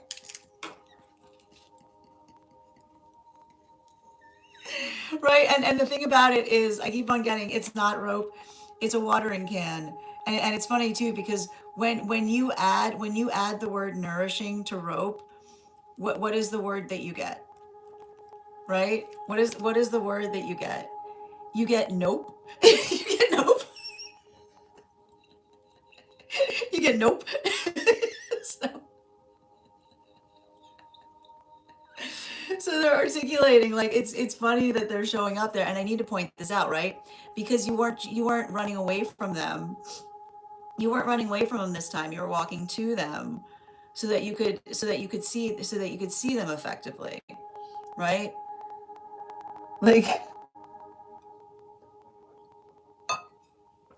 so I feel like there's something very important about that because right, and I want to describe this is you doing that energetic work effectively, right? Which is, it was like, remember when we articulated upon the space of not necessarily just exploring, but saying, like, this is what I'm looking for, right? And then, and I like to point this out, right? do you see the beauty of the fact that you keep on trying to break out of things, right? And the minute that you articulated and said, I'd like to understand in here better, where'd you find yourself? You found yourself outside, right? Now we're getting some. Now we're getting somewhere. It's like the guy was articulating. Now we're getting somewhere. Bottom of the deck, right? So the thing about it is, yeah, it's you know, the um, I'm pretty sure I know who this is.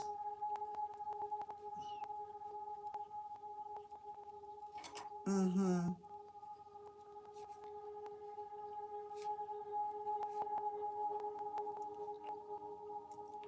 Yeah, I'm pretty sure I know who this angelic is.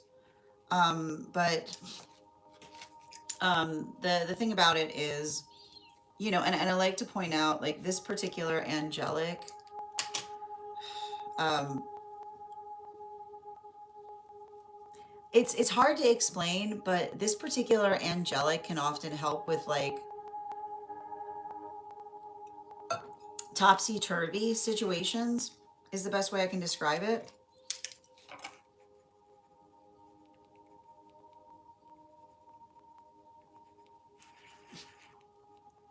And the reason that, like, you know, the reason that the energy itself is topsy turvy is because, there's, like, I like to point out, there's a bit of a state your business kind of quality to this particular guide, which says, like I think I've said this before, like, where are you going? Exploring. Nope. Like, no, like, like wrong answer. Right? Like, it's a lot like, tell me, you know, like, tell me where you're going. Right? I can't, and this is what they were basically saying, right? I can't tell me where we're going so I know what to bring, right? Like, that's the message, right?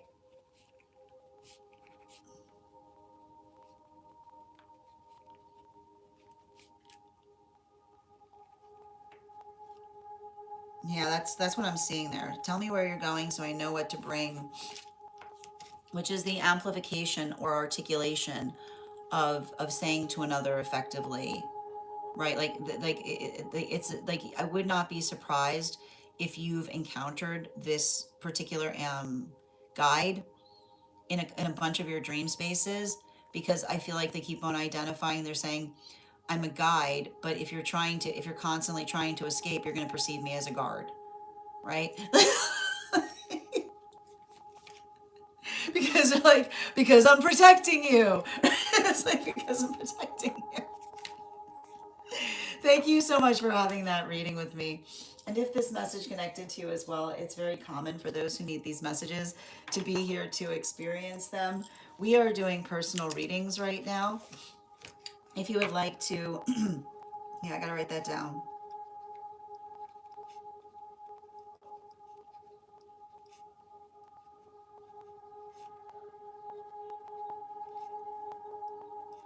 Mm-hmm. Got it. All right. Thank you so much for having that reading with me, Per. And if this message connected to you as well, it's very common for those who need these messages to be here to experience them. We are doing personal readings right now. If you would like to get on the list is open. It's 3 cards for a donation of 29 or more. 4 cards for a donation of 23 or more for my subscribers. Binks in my Lio. Please keep in mind there are 3 things I don't read for across these apps: pregnancy, medical, and legal. Happy to give insight on anything in private readings, and you can book private readings on my site.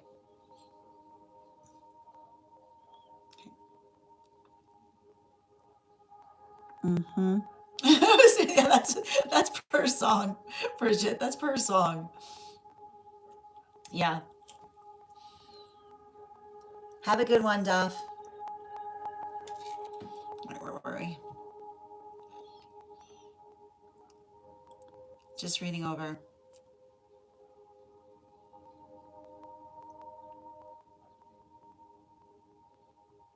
It was me, Per. That's so funny. Just bear with me a minute, just reading back on the comments.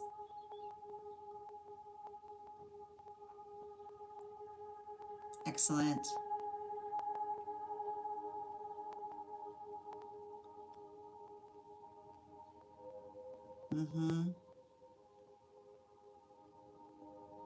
Excellent. We are learning together.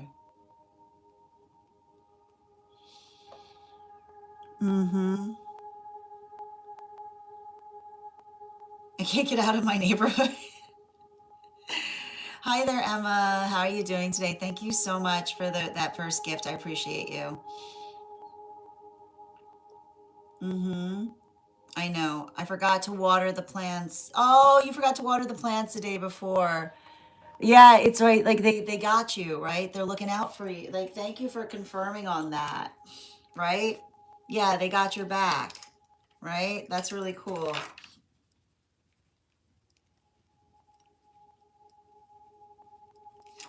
Excellent.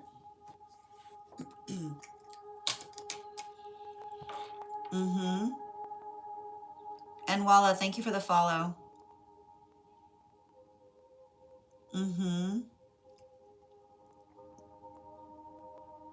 Yeah, it's probably a bit of some of the energy we're having today. And Amanda, thank you for the follow. Hi there, Deanna. I mean, we can always read, we can definitely read into energy, especially when we're reading into others. Um, uh, it has to do with their own willingness to be energetically communicated with, if that makes sense.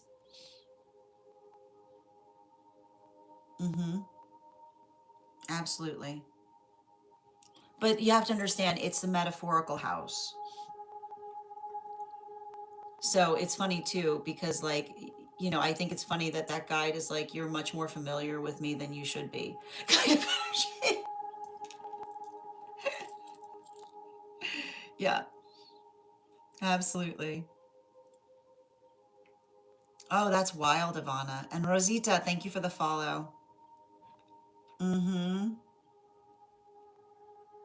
Yeah, it felt familiar by their calmness. Yeah, it was. It was Bridget, but that's why it's like it's the same thing as the watering can. Absolutely.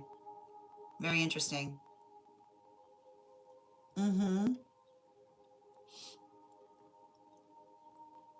To look behind the drawing. Interesting. Okay, well, we'll have to build into that. We'll have to build into that connection point there.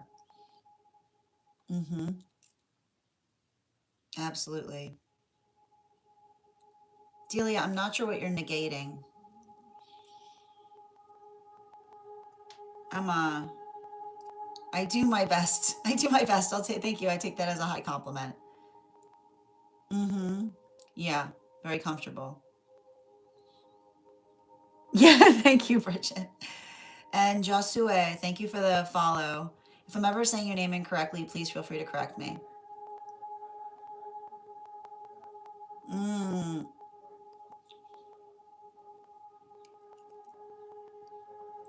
No, the message that Ivana was trying to give you was their dream. Yeah, it was related to your work as well. Yeah, absolutely. You're welcome. I'll continue. We'll keep this one in mind as we're continuing that mapping. And babies, thank you for the follow.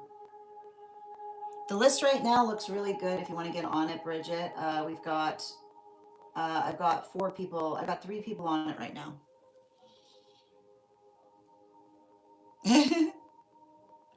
I've also never met a calm fairy. Yes. Yeah, exactly. Sigh. All right, let's continue right now. All right, let's continue. The next person we're reading for today, The next person we're reading for today is, I'm still looking for Lydia. Lydia, if you're here, can you respond in all caps? Let me know if you'd like a general reading or if you have a specific question you'd like me to answer. And if anybody else would like to get on the list right now, you'll be the fourth person read for.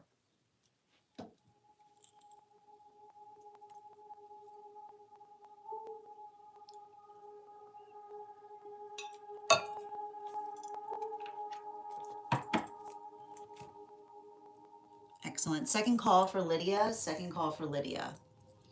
If Lydia is not here, the next person we're reading for today is going to be It's My. Lydia or It's My, Lydia or It's My. And just a reminder to anybody who's joining us over on the place where we keep the videos, you can also get on our list via my tree that has links in it in my bio. And Bridget, thank you for getting on the list today. You will be read for after Kath. And if anybody else wants to get on the list right now, you will be the third person read for. Excellent. All right, next person we're reading for today.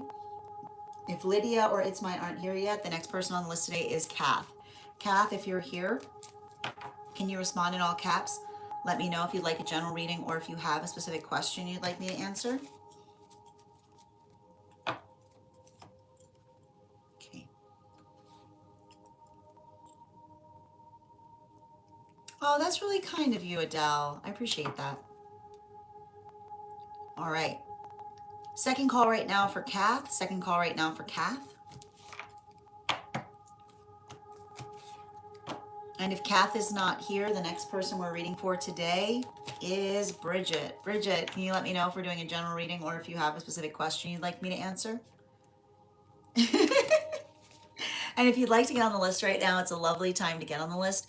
You will be the second person read for. Always, Adele. Excellent. Mm-hmm. Ooh, we're doing a mind, body, spirit.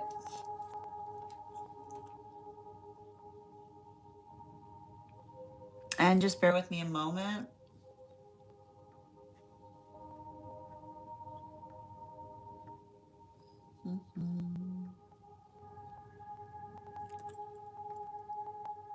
And if anybody wants to get on the list right now, it is a wonderful time to get on the list because you'll be the second person read for. And if you're joining us over on the place where we keep the videos, you can get on via my tree that has links in it in my bio or sending the direct amount via the app. All right, before we continue with this mind, body, spirit reading, let's warm up those intuition muscles with an intuition check. I've got the animal oracle card here where we're going to count back from 10. And when we get to 1, I will reveal the card. 10, 9, 8, 7, 6, 5, 4, 3, 2, 1. We got the fire dragon. We'll do it again after the next reading. Okay. And I'm going to pin up Bridget here.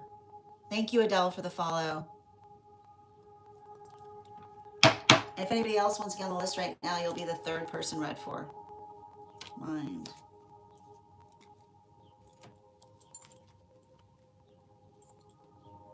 Body. Spirit.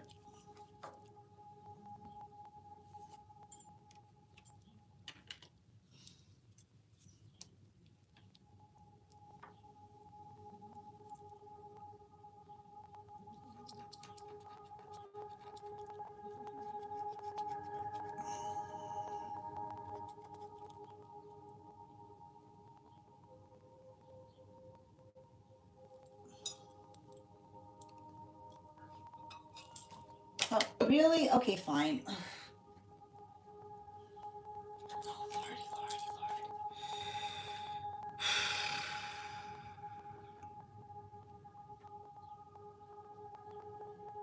Lord. Okay, hold on. Got a bunch of new ones in the mind. Hold on, yeah.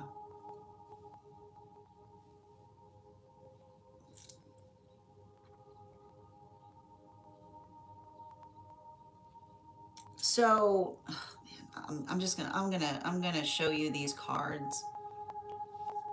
Okay, like this is what's going on in the mind right now.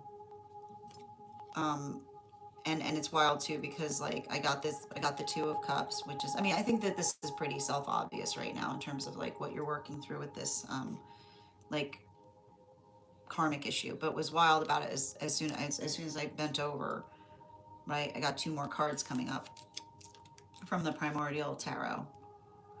Um, you can go ahead and screen cap these because like this says to me like this is the nature between you and um, the karmic. But you also understand that I don't mean karmic in a negative way, right? Like this is the karma between you both, because I need to point out both of these energies are positive. They're just energetically out of whack, right? So you another person have been having some like serious sync issues is what I keep on getting. You know, this is the, hold on.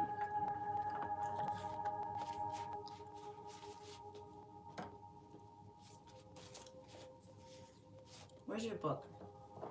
Um,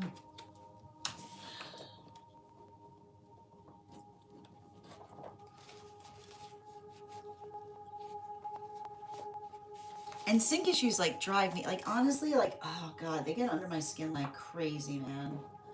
Because like the thing about it, the thing with like a sync issue is that like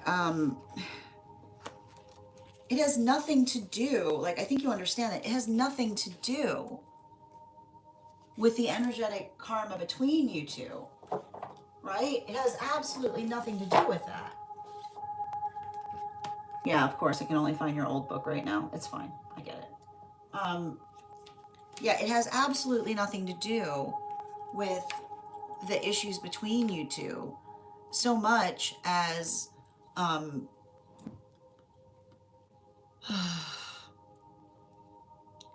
the best way I can describe it, okay? The best way I can describe it is, and I know this is going to sound like, I know this is really, this was coming up the other day too, so it makes sense that it was coming up in lieu of us having this reading, is like the best piece of advice I ever received as a child, okay? Like the best piece of advice I ever received as a child from a caretaker was saying that if you ever get lost, right? If you ever get lost, the best thing to do is not to move, okay? Right? If you ever get lost, the best thing to do is not to move. Why? Because if somebody's looking for you, right? If someone's looking for you, and there you are, moving around, then it compounds the problem, right? It compounds the problem because there's that one person going, and it's like, and so it's like there's nothing more confusing than two people moving trying to find one another, right? Because it requires one, right? It requires one to, you either need an energetic coordinate, right? You either require an energetic coordinate, which is to say like here, right? Or somebody's got to stay there, right? Like that's what you want to hear, right? Like here, or someone has to stay there is what I keep on getting. So, and it's funny too, because I don't know why, but they're bringing up they're bringing up the word like here there, because like I don't know if there's an association with the name Heather. I don't know where that's coming from, but um, I just keep on hearing here and there coming through in relationality to working through something. So and what was interesting about it is I feel like on top of that, right? On top of that, something was compounded as it relates to the decisions, right? And I feel like this is what you and someone has actually managed to heal, right? The intentions that we make that feel like they're best, trying to articulate um, to the universe, like trying to articulate to the universe, um, like what we're energetically invested upon is what I keep on seeing. You and another person have got this tendency of doubling down on things that often, like I just keep on getting, like the tendency of doubling down that would then like would that would then make it impossible to come together is what I keep on seeing. So that's what I keep on, right? That's what I keep on saying in relationality to make sure you're not doing anything, right? Please don't, please, like, please make sure that you're not emotionally investing yourself right now in any profession, okay? Because I just keep on seeing that the major issue around this is someone keeps on finding you, right? Deeply emotionally invested in another person is what I keep on getting, right? You and another person just constantly obligate. Like I know, and because you're good, like I see it, you're good energy, but good energy is always accidentally building obligations on, like trying to do something beneficial that then becomes right, like becomes a massive obligation. So I want you to be very conscientious about any energy coming towards you right now that articulates like that somebody says like, oh, will you do, like, will you just, I need a little help with something, and then there you are, like bonded for life, is what I keep on seeing. Stop with the life bonds. Okay. Stop with the life bonds. Stop with the life bonds already, okay? um like, it's funny too. I just need to stress. I usually, with most people, like usually with most people, I'm saying to someone, you need to get more. You need to start caring about the thing you're doing. So it's very funny that when I read for you, I'm like, you need to stop. You need to stop. And that's not. Here's the thing. Focus on purpose. Purpose. And here's the thing about it, you can still care. Purpose, not people. And I don't mean, and you know what I mean by that. Okay, don't misread me.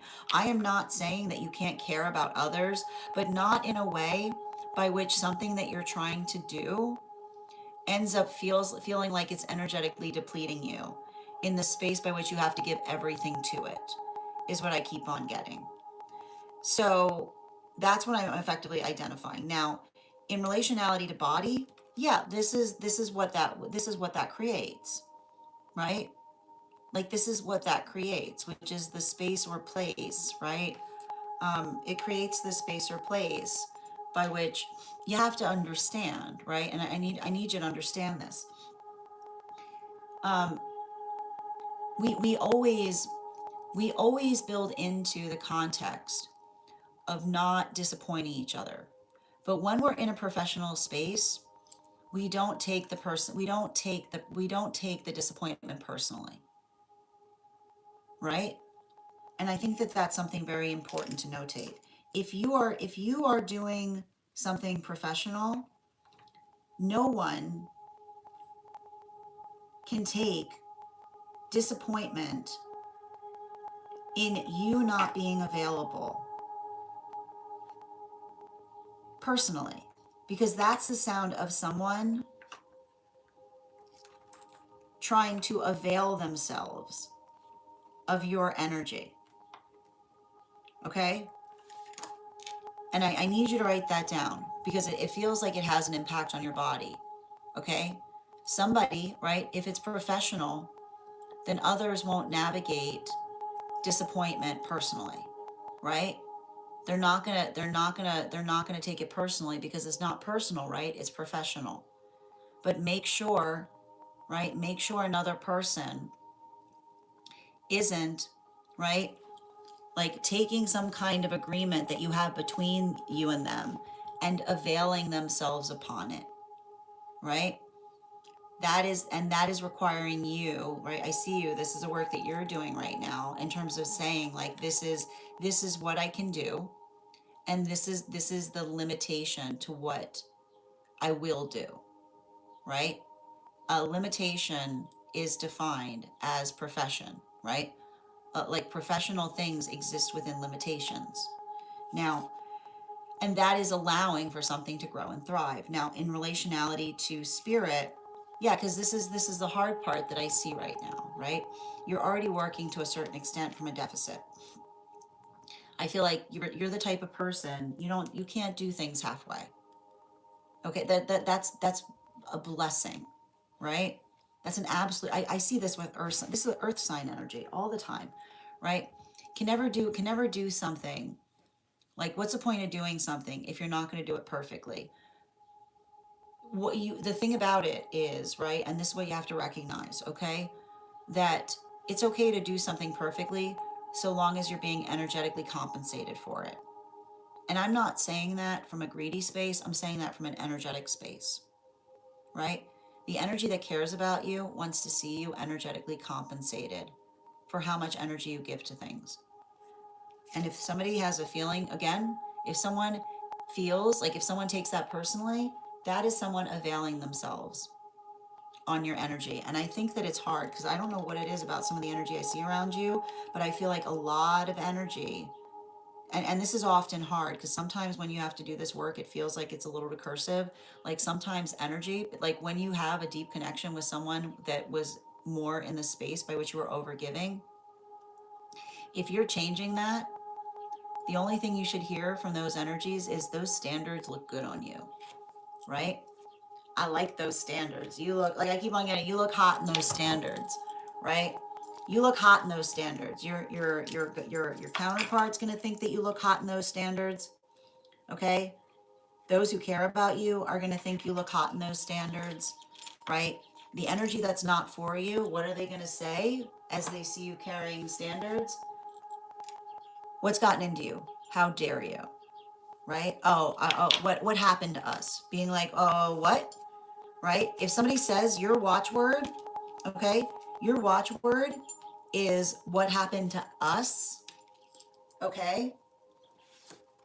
Your watchword is what happened to us, okay?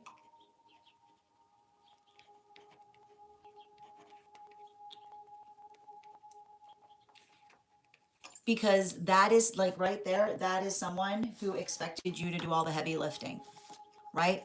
If they're asking you what happened to us, then that was a relationship of someone asking you to do all the heavy lifting.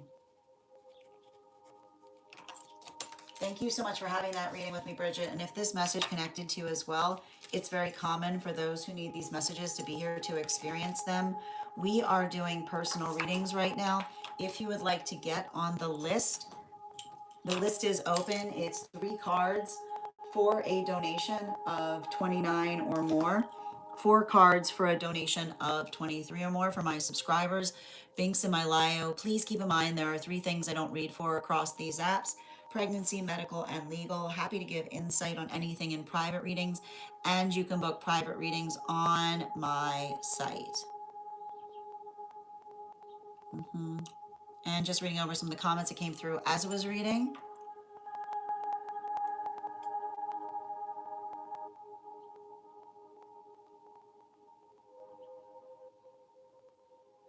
Yeah, we haven't even seen the other 2 cards. Yeah.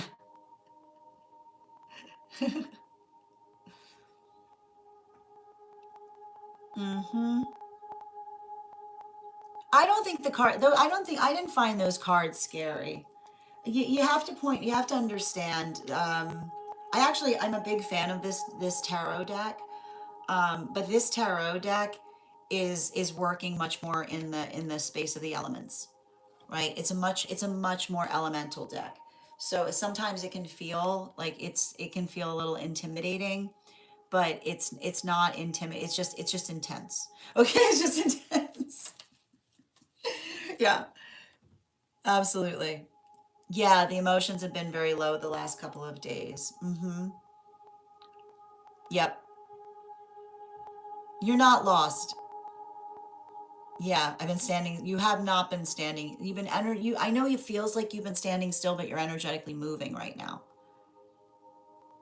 Yeah. Yeah, exactly, Nikki. You got it. That's what I was feeling like. Yeah, exactly. Perfectly said. That's why you keep on saying that, Bridget. Well, remember, like, we're going to talk about, like, again, and we need to book. I've got availability tonight per, I mean, Bridget, if you wanted to, sorry, if you wanted to reschedule, you know, but it's interesting I said per because I feel like per's work is helping you set healthy boundaries. Yeah. Mm-hmm. Oh, I'm glad to hear that, Bridget. Yeah, I get it. Thank you as well for receiving these messages, Adele. I understand. Okay, good. And Rom, thank you for sharing the live. Always appreciate when you guys share the live. Sending you support on that journey, Bridget. And thank you for also receiving this message, Kay. Absolutely. I mean, these are actually like I said they're positive, like these are actually very positive cards in relationality to the deck. There are other cards, yeah, absolutely, because this is yeah, because this is one of the kings, mm-hmm, and this is the eight, so absolutely, actually it's a queen, yeah. All right, let's continue right now. The next person we're reading for today is, I'm still looking for Lydia and Itzmai. If Lydia and Itzmai are not here, the next person we're reading for today is Kath. Kath, if you're here, can you respond in all caps? Let me know if you'd like. Oh, good. Thank you, Kath. And before we continue right now, I do need to step away. I'll be back in a moment, and and once I come back, we'll start with Kath's reading. But if anybody wants to get on the list right now, it's a lovely time to get on the list. You will be the third person read for. 3 cards for a donation of 29 or more. 4 cards for a donation of 23 or more for my subscribers. Binks in my Lio, please keep in mind there are 3 things I don't read for across these apps: pregnancy, medical, and legal. Happy to give insight on anything in private readings. And you can book private readings on my site. Daniela, thank you so much for those beautiful gifts. I hope you're having an absolutely beautiful day. Oh, it's my, okay, actually, so we need to pause. It's my is back.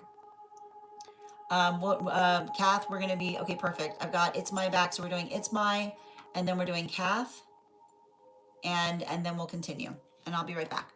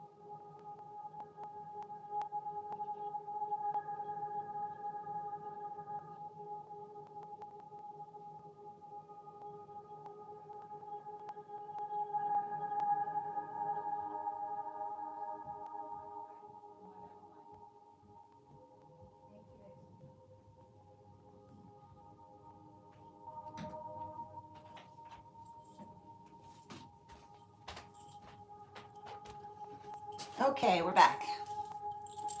Where were we? All right. Is my offline? Yeah, I know they are. Yeah, I saw it. Thank you. I'm aware. Thank you. And Lindsay, thank you for the follow. Okay, the way we're gonna do it. All right, so we're gonna do it's my, and then we've got Kath, and then we'll continue. And if anybody else wants to get on the list right now, you will be the fourth person read for. Excellent. All right, cool. I got you. All right, perfect. I'll send you that invite later. Mm-hmm. Perfect. All right, we got it here.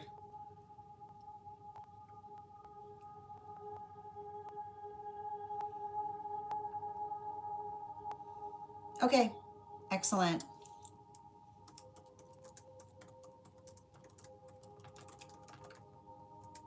Hold on.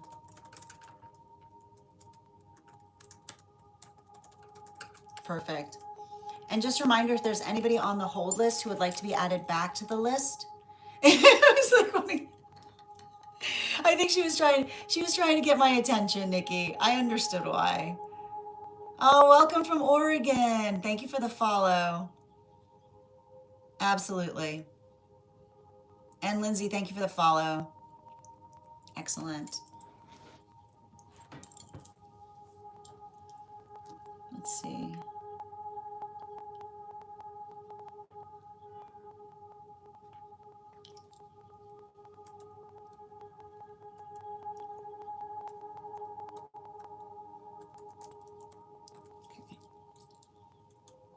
And Jay, thank you for those gifts. Okay, so here's the thing about it. I just messaged. It's my end. She's not responding, so I just want to be conscientious. Like yeah, I need to get confirmation that she's here for the reading.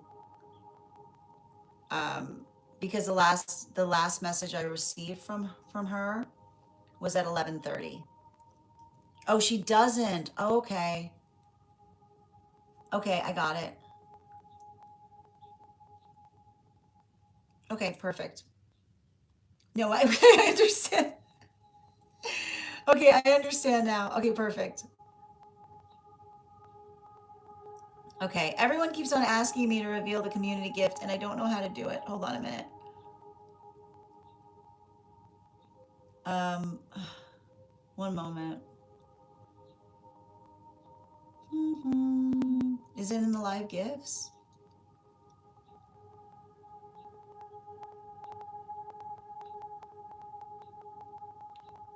I have no, like, does anyone else, it keeps on asking me to do it, and I have no idea to. It says I did already. Okay. All right. I'm not going to be bothered with this. I don't have time for this. Okay. Maybe if I do this.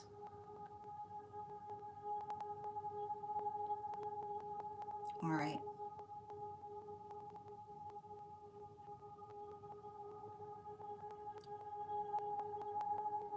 Yeah, it says there's these three dots, and then you reveal or unlock, but it doesn't say anything about unlocking anything. Like, that's the thing that I'm seeing here that I'm a little bit confused about. It says I need at least one more to light up some kind of match mania. I don't know what that means. Okay. All right. Let's get to it. Mm-hmm. Okay.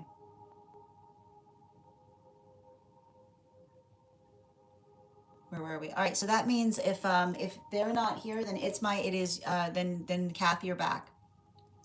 Apologies for the confusion there, dear. Excellent. Hi there, Kath. How are you? Thank you. Thank you for your patience. I appreciate it. Everyone's yelling. It's fair. I got you, dear. Outside tea in the disco. One moment. Perfect. Okay.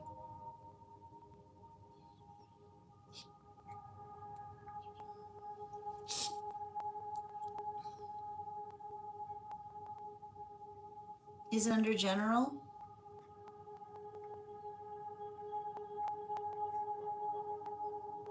Okay. I got it. We're all just excited. It's all right. Excellent. Okay. I see it here. All right, perfect. And before we continue with Kath's reading, let's warm up those intuition muscles with an intuition check. I've got the animal oracle card here. We're going to count back from 10. And when we get to 1, I will reveal the card. 10, 9, 8, 7, 6, 5, 4, 3, 2, 1. We got the crane. We'll do it again after the next reading.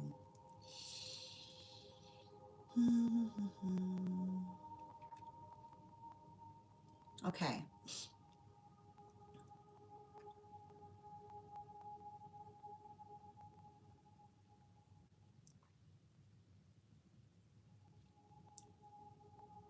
I got you. Is this inside tea, outside tea? Okay, perfect. How you doing today, Boyle? Okay.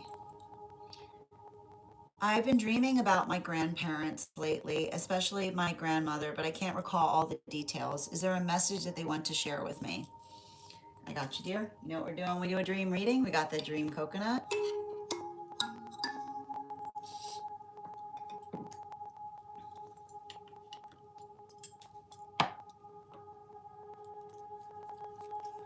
Mm-hmm.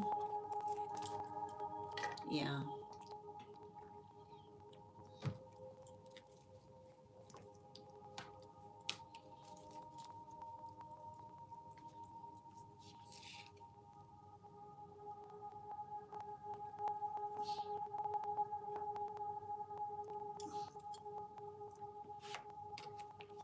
And one more.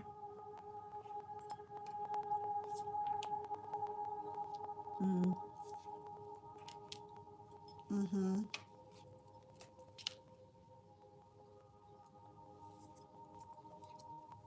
Mm. Yeah, that makes sense. You know, the thing about it is, I mean, this is you're under their guardianship, is what I'm seeing. You know, and the identification point of being under their guardianship um, is the identification point of someone saying that they're looking out for your best interests. You know, and the thing I keep on seeing is it feels very connected to some of the nonsense that you've currently been experiencing with someone who seems like, I keep on hearing like, pay attention to someone who's trying to offer you a big cup of nothing at all. Right? I don't know if there's been cups in the dream space, but I just keep on hearing someone say like, be really conscientious of someone who hands you a cup full of nothing. Right? And a cup, and you know what you'll hear, right? You know what you'll hear being said from someone who's offering you a cup full of nothing? You fill me up. Right? that's what you'll hear. Somebody offering you, and it's funny too, because did you hear me knock my cup over? Right? Like, did you hear me knock my cup over as I was saying that? Like, someone offering you a cup full of nothing will be someone who's just laying praises upon you instead of saying anything about what they want to do with you. Right? Someone who is like over effusive in relationality to talking about how wonderful you are, right? The wonder that you are that doesn't go anywhere, is what I keep on getting, right? Like the wonder that you are that isn't going anywhere is every time you try to ask somebody, what do you want? They're like, I'm just here to tell you how wonderful you are. Right? Like I'm just here to tell you how I mean, wonderful doesn't fill the cup is what I keep on hearing the guide say. Wonderful does not fill the cup. Wonderful does not, the cup is still, that is somebody asking something from you, is what I keep on seeing. And especially if this is someone who only comes to you when their cup is empty, right? Pay attention to someone who only comes to you with an empty cup. Because someone with an empty cup will often be the type of person that's always articulating how much you mean to them without providing anything nourishing to you, right? And that's not to say, right? And like, and well, actually, like that, like, and then that's like, I literally see the fact that, there's something really, like, especially, I keep wondering, I feel like they're looking at someone around you with like some kind of profound, like, and here's the thing about it, like, like the audacity is what I'm getting, the audacity of some people who I don't know why they keep on saying have already let you down once and come back to see if you'd be willing to have them let you down again, is what I keep on getting. And I just keep on hearing somebody else saying it's awfully convenient. It's like someone who goes, it's awfully convenient that I know how you feel about me because this is the sound of me pulling on your heartstrings, right? And I like to point this out, when we understand that another person has a soft spot for us, the only thing we should do is navigate that soft spot very carefully. Like when you recognize that another person, because we can't help our soft spots.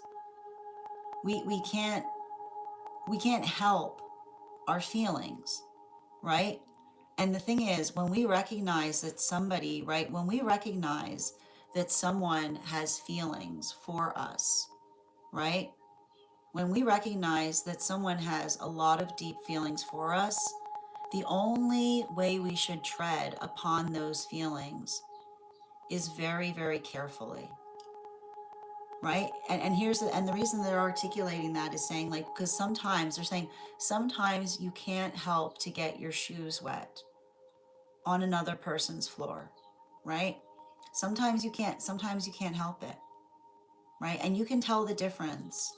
You can tell the difference between someone who wants more with us, right? The sound of someone who wants more with us, that when we approach someone, we approach them very delicately, very carefully, because we are conscientious of the fact that we exist within them, like a prayer upon their lips, is what I keep on seeing, right? That we exist when we understand that we exist within some, like a prayer upon another person's lips, then we are energetically respectful of it.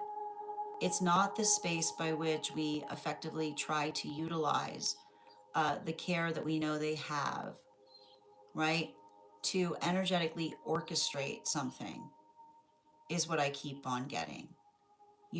Like you don't, like, and that's the thing about it, right? Because it feels to me like, this is why I feel like I see these guides around you, because they just keep on articulating upon the difference between someone who treads carefully versus someone who pounds on the keys of your heart only when it's convenient to them, right?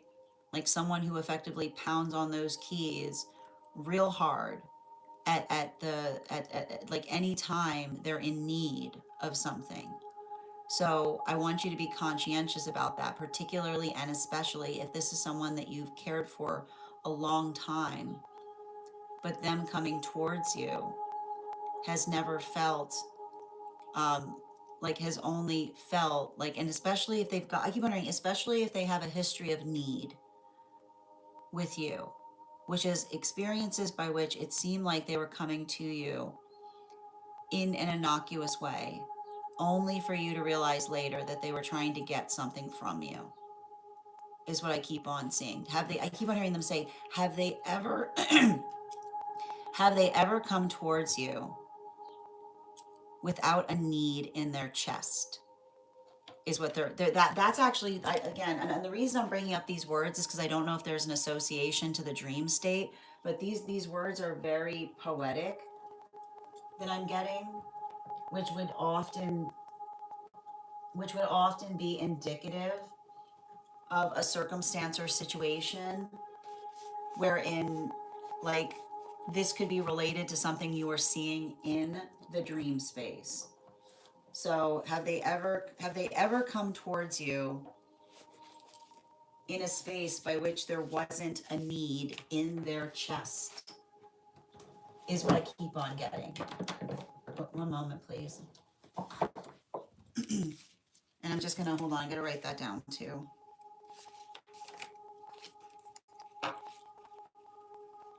Because that's a major one I'm hearing. Have they ever come toward you with a need that was not in their chest? Because if not, tell them to save their breath. If not, tell them to save their breath, because you know, I keep wondering, you know that breath, you know that breath is leading, that you know that breath is leading to them expressing that need. Bottom of the deck. Yeah, was this in a kitchen? Have you been seeing them in a kitchen? Right?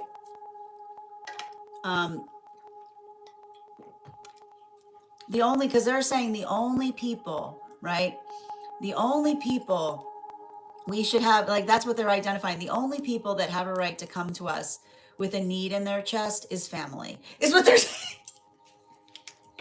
Right? Like that's like, that's what family, they're like, that's what family does, right? Family, like, that's the thing about it, right? Like, family says to each other, whatever you need, right? Like, that's what family's for. That's what family's for. Right? Like, that's that, like, don't let somebody, they're saying, like, don't let somebody take family privileges, right, on your feelings. Like, don't let somebody take family privileges on your feelings, which is the space by which, again, right, somebody who's always trying to articulate to you, right? I keep on hearing someone who always is articulating that you're a good friend until it's convenient for them to effectively tease that there could be something more there, is what I keep on getting. Because, and I feel like they're doing this because they feel like your divine counterpart is very close to you, and they want you to make sure that you're following the correct direction. Thank you so much for having that reading with me, dear. And if this message connected to you as well, it's very common for those who need these messages to be here to experience them. We are doing personal readings right now. If you would like to get on the list is open. It's 3 cards for a donation of $29 or more, 4 cards for a donation of $23 or more for my subscribers. Binks in my Lio, please keep in mind there are 3 things I don't read for across these apps: pregnancy, medical, and legal. Happy to give insight on anything in private readings, and you can book private readings on my site.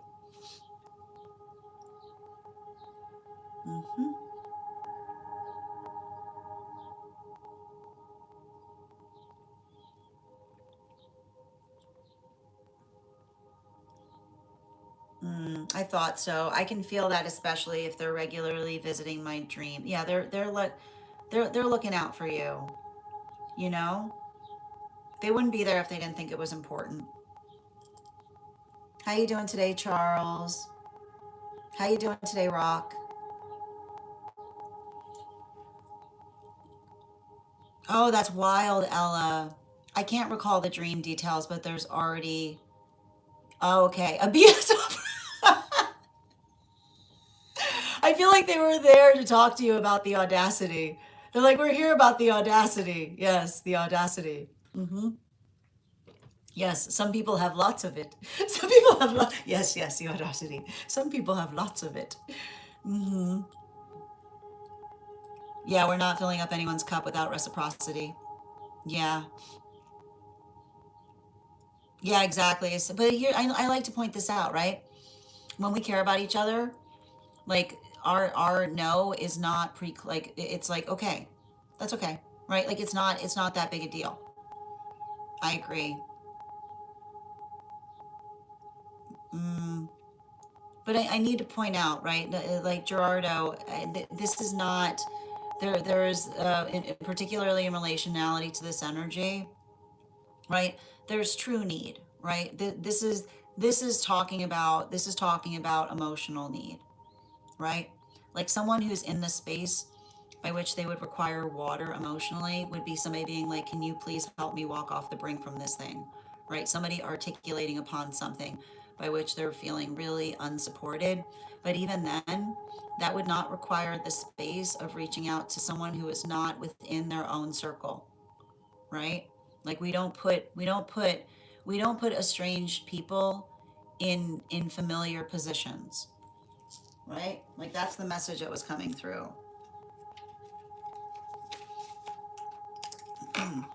Yeah, we don't put estranged people in familial positions.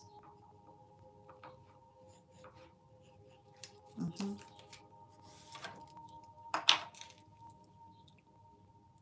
And thank you for those heart me's, Brittany. Guys, please remember to recharge your heart me's if you'd like an animal oracle card on top of your one card. Well, and here's the thing about it. You can fill up others' cups too. Just make sure that there's like mutual reciprocity going on in the filling area. Yeah. I really enjoy absolutely. I need to ask you right now, Brittany, if that feels appropriate to what you're asking feel appropriate to what we're effectively doing right now. Or is it inappropriately centering yourself in a conversation around someone who we're trying to work with? Yeah, exactly. They're using that soft spot and trying to have access. Exactly. That and here's the thing, like the guides are there saying like trust your intuition on that. Well, yeah, I mean, I'm sure you'd like them to say that, but again, I need to stress this. Someone who's doing that will never say they're doing it. Why would you ever talk to them again? Right? Like why would they, why would you ever talk to them again if they were like, yes, that's what I'm doing? Yeah, exactly. So they're trying to make you feel intentionally sentimental. Mm-hmm. Yeah, this is your confirmation. Mizu, thank you for the follow, and thank you as well, Husin. Thank you, Mexi, for the follow as well. Well, here's the thing: you feel it, or is it real? Right? Are you confusing feelings for reelings?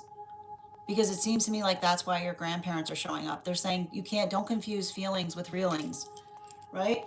Like if it's really happening, that's not a feeling, that's a fact. Okay, don't confuse. Yeah, don't confuse feelings with reelings, which is saying if that's really happening, it's a fact. Yeah,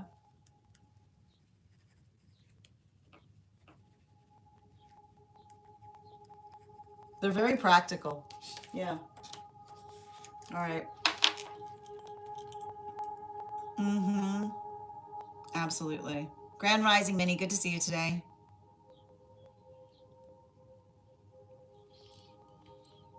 I don't like here's the thing about it. Like I don't think like they like it says to me like I want to point out they're not there to because they're worried about you slipping up. I feel like they're there to make you aware. I feel like they're there to reaffirm to you that your perception is on point, you know? Well, a lot of them are just coming through this message. Mm-hmm. Well, and I like to point this out. When you're trusting your intuition correctly, it'll usually lead you to a miracle, right? Like that's the thing about it. Yeah, absolutely. And sending you so much support, Kath. All right, we're going to continue right now.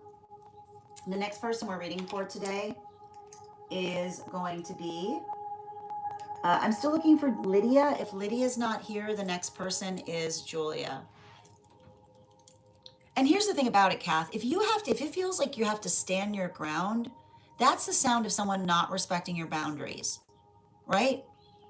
If you have to utilize the term stand your ground in the space by which this energy is coming towards you, you don't need to stand your ground. You just need to you don't need to, you just need to stop communicating with them. Because there's nothing, you have to understand, there's nothing you're going to energetically give them that they're not going to see as you continuing the communication, right?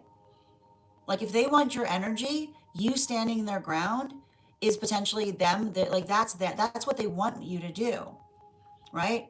They want you to stand your ground because even when you stand your ground, you're supporting the energetic connection between you, right? Like I feel like the guides are there to say, is it even worth? There's nothing worth standing on if there's not something there worth defending, right? Defending or ending, right? Pay attention. That's coming through too, right? They're saying, are you defending it or are you ending it? Right? Don't be defending. Don't be defending when you should be ending. Thank you so much, Kat, for having that reading with me. All right, the next person we're reading for today is, how you doing today, Baba? The next person we're reading for today is Julia. Julia, if you're here, can you respond in all caps? Let me know if you'd like a general reading or if you have a specific question you'd like me to answer. And if anybody else would like to get on the list for today, it's a great time to get on the list. You will be the second person read for. You're so welcome, Kath. And just a reminder to those joining us on the place where we keep the videos, you can also get on our list today via my tree that has links in it in my bio or by sending a direct donation through the app. Hi there, Daniela. I trust my intuition, but it's tough when there are feelings of doubt with it. When what you're receiving isn't expected, but still having alignment. No, I know. Like, and I need to point this out, right? Like, the nice thing about intuition is you can usually tell it's intuition because you really don't want to feel right about it.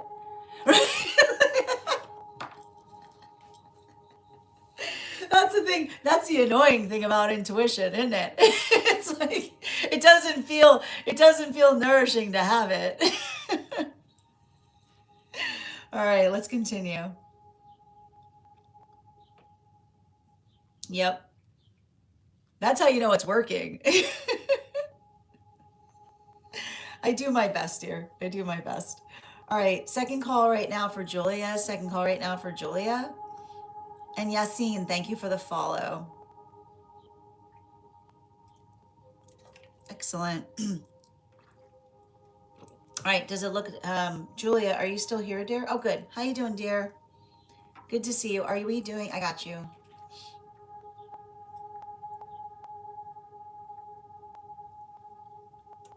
Okay.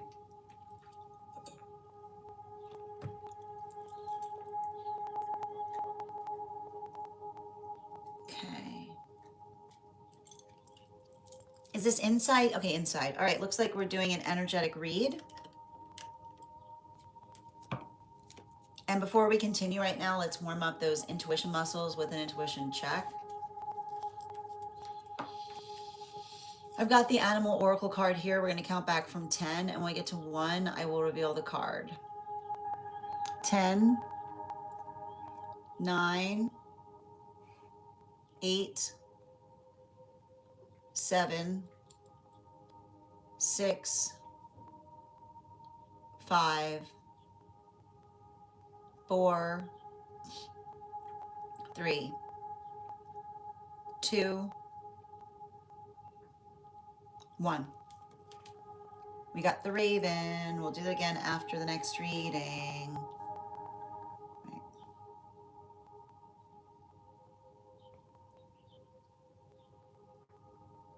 Yep, I see her. Thank you, guys. I agree, Per. How you doing today, Gerardo? Mm-hmm. All right, can I get 4 cards, please, for Julia? 4 cards. Mm-hmm.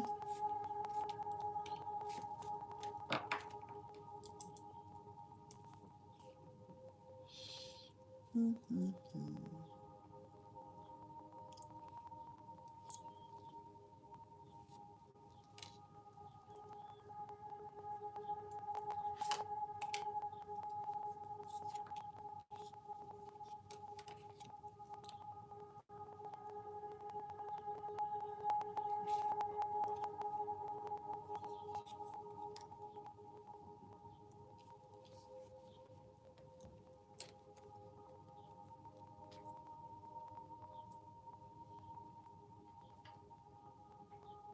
I like that.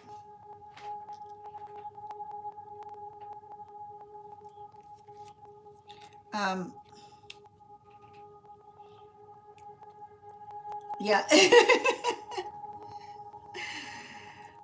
I feel like there's a few things um, to pay attention to here, and we're gonna go through it. Um,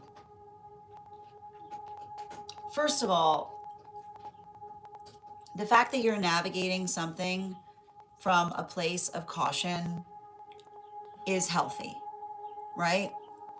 Because you're being very energetically protective for a good reason, right?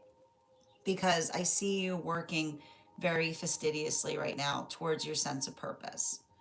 And I want you to understand this. That purpose is all you need to recognize and identify. Let that purpose be the optics through which you're viewing connection, which is if another person, right? Another person, the person that's for you, is going to hold your sense of purpose as closely as they hold their own, which doesn't mean which doesn't mean that they're going to have the same purpose, right? But they're going to be real protective of it. They're going to be very protective of it. And I feel like that's really important because I feel like you used to be in some kind of relationship of someone who was perpetually trying to demean your purpose.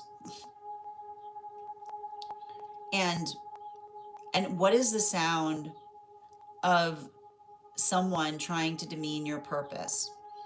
Is the sound of someone saying, um, and the sound of someone saying what makes you so special is the sound of someone that lacks one, right? Like in the space or place by which you have a sense of purpose, the sound that you when you hear what makes you so special, run, right?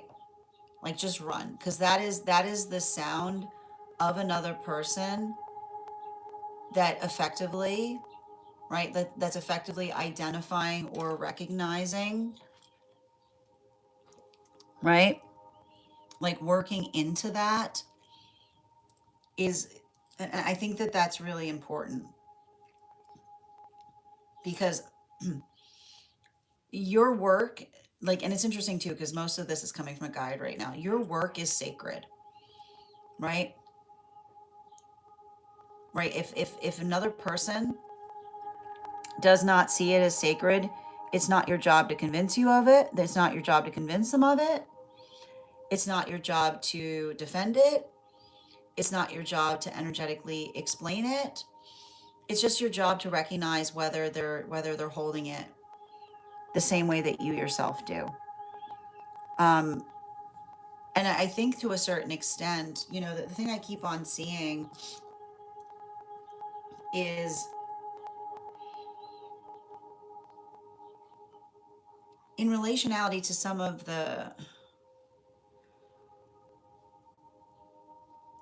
in relationality to that one individual that you articulated, I feel like there's something very, very energetically positive there. Um, but I feel like the one thing that you want to make sure of is identifying, making sure that your um, aspirations don't run counter oppositional to what they themselves are looking for. And the reason I see that is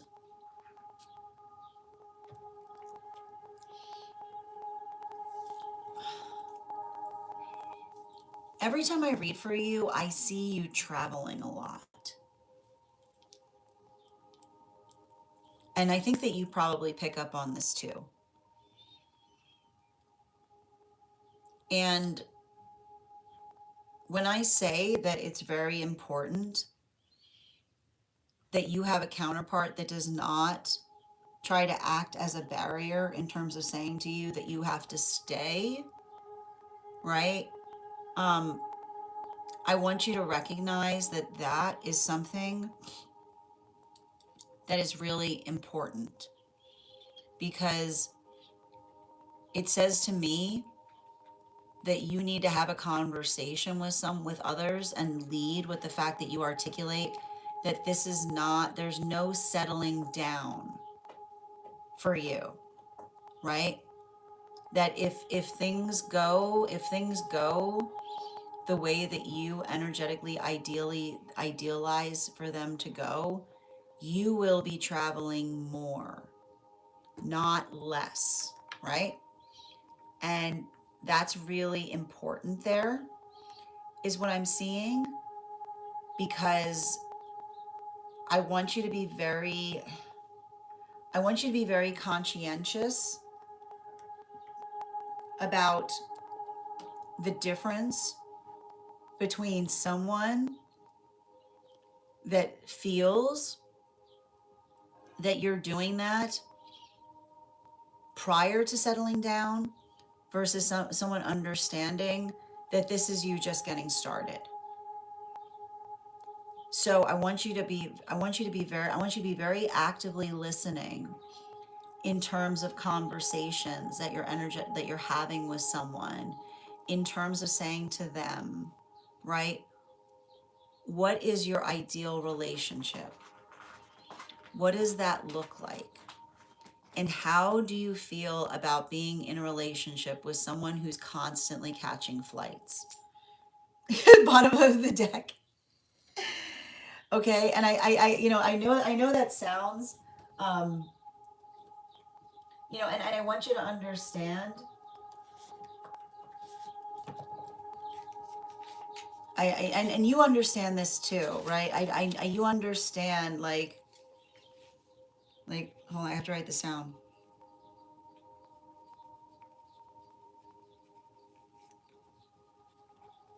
Like, how would you feel about being in a relationship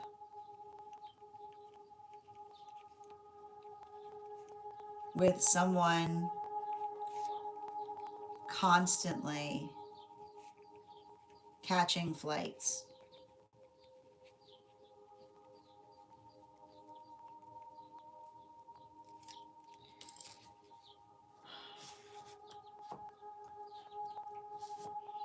So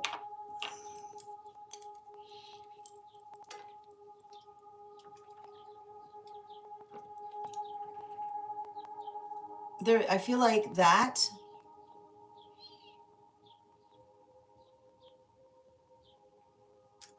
and I keep on hearing, like, you don't have to, like, they're almost articulating about the fact that you can ask it as a hypothetical, right?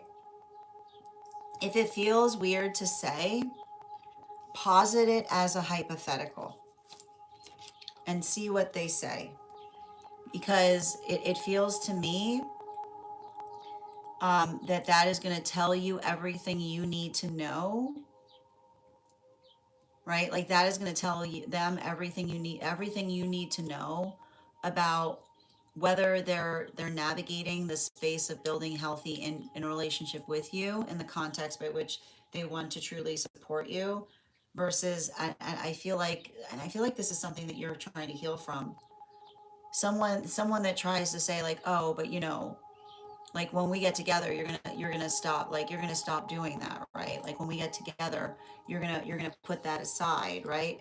I keep on seeing you saying that, making sure that another person understands that that purpose is not something that you feel that you're going to put away once you enter into relationship, right? Because it says to me, right, you need like, and that's the ability of finding someone, that the difference between someone that says they're okay with it, right, versus someone that loves it, is what I keep on getting. Thank you so much for having that reading with me. And if this message connected to you as well, it's very common for those who need these messages to be here to receive them. We are doing personal readings right now. If you would like to get on the list is open. You will be the next person read for. It's 3 cards for a donation of 29 or more. 4 cards for a donation of 23 or more for my subscribers.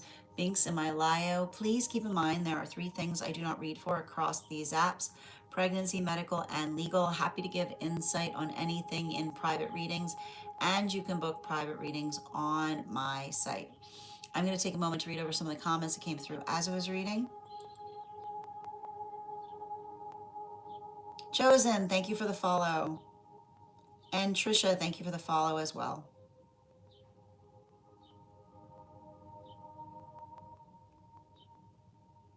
Mm-hmm. Exactly, Julia. Thank you for confirming what I was seeing. Yep, not up for debate. Thank you for the follow. Yeah, this is me just getting started, and thank you for the follow, Chosen. What is wild is you said I would meet someone that you wouldn't be surprised if they were a lawyer. And it's interesting, and they're interested. I'm insured, that I'm fed, and others too. Oh my God, are you kidding? Oh, that's wild. Oh my God, that's so wild. Thank you for confirming what I was seeing. Oh my God, you're kidding. All right, so I had nourishment there, and I articulated that that there might be an association to lawyer, and apparently they're lawyers. And as you were meeting them, somebody offered you fruit. That's wild. That's amazing. Thank you for letting you know. I listen, as a reader, I always appreciate when you're able to identify that something that I read for was in fact in alignment. So thank you for sharing that. Yeah, absolutely. Beautifully said, Bridget. Mm-hmm. Excellent. Oh, right back at you, Julia. I appreciate you. All right, let's continue right now. The next person we're reading for, the list is now open. If you would like to get on the list, you will be the next person read for. It's 3 cards for a donation of 29 or more. 4 cards for a donation of 23 or more for my subscribers. Binks in my bio. Please keep in mind there are 3 things I do not read for across these apps: pregnancy, medical, and legal. Happy to give insight on anything in private readings, and you can book private readings on my site.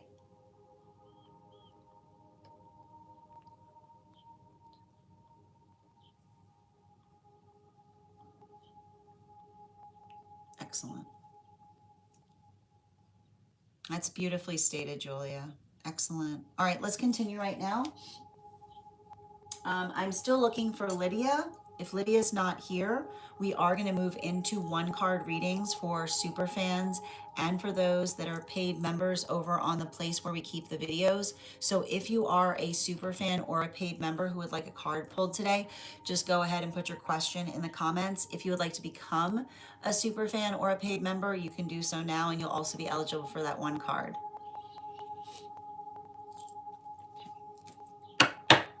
How you doing today, Sue? Excellent.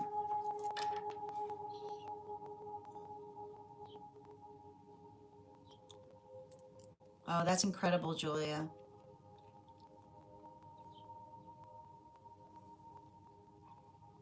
But yeah, I think you have to understand, you understand the self-esteem it takes to be able to articulate upon the fact that you struggle with it, right? Like, do you understand the self-esteem it takes to be able to identify that one used to previously struggle with it? It's beautiful. Mm-hmm. One card, please, on counterpart for Bridget, please. We've got the Page of Swords in its upright. So this feels like it's speaking towards working through situations and circumstances by which you are identifying, like this is you and counterpart working into the space of energetically finding um, autonomy. And what's interesting about that is bottom of the deck, you know, they're on the same journey, right? Like everything I keep on seeing is somebody who was in a position by which they had to leave everybody that they knew behind in order to protect them best. Bottom of the deck, and we're an animal oracle. Yeah. You know, I feel like it's interesting because this is how you're finding each other. Like you are getting better at holding those firm boundaries as it relates to not getting overly invested in the emotional lives of others, right? And they are getting better at finding or reconciling the space by which they're not, like the space by which they're building a life again, is what I keep on seeing. One card for Julia on opportunities coming up, please. We've got the Nine of Pentacles in its reversal. So this feels like it's speaking towards situations and circumstances by which you're identifying and working through. Like I said, the hard part about something I see you're doing is the difference between someone that energetically likes the idea of something versus the actual experience of it, right? Because in the state or space, by it's very like this is often what we see as we're embodying our manifestation goals. Like I feel like I see you working into the embodiment of it, right? um yeah, that six of swords in its upright, right? The observation of someone articulating upon the fact that they're working through their own vulnerability, right? Like someone who's identifying that they're working to get better at something is somebody who recognizes that they're not perfect, which means they're trying to apply strength to it, right? Yeah, particularly with this seal energy, right? It's often um, it says to me it's identifying the shape or nature by which, and it's interesting too because they're referring back to a previous connection that you potentially had where somebody articulated that they were very, very secure and then became insecure at the first moment that they got a taste of what your life actually felt like, right? So it feels to me like there's something about your energy that's very purifying because it helps someone see and recognize what they actually articulate, like what they actually articulate that they aspire for versus what it actually feels like to be invested in a manifestation goal with you, right? It's not, it requires like, it's like the strength of someone who has the ability to be very vulnerable, right? And so working into that context is how you're going to effectively identify them because I see somebody, right? I see somebody that identifies that um, when we see somebody working towards their purpose, right? Then it's like their purpose becomes our purpose, right? Like it's not about whether we feel it's not about whether we feel vulnerable. You shouldn't see vulnerability there. You should see pride. Highest priority for Avatar, please.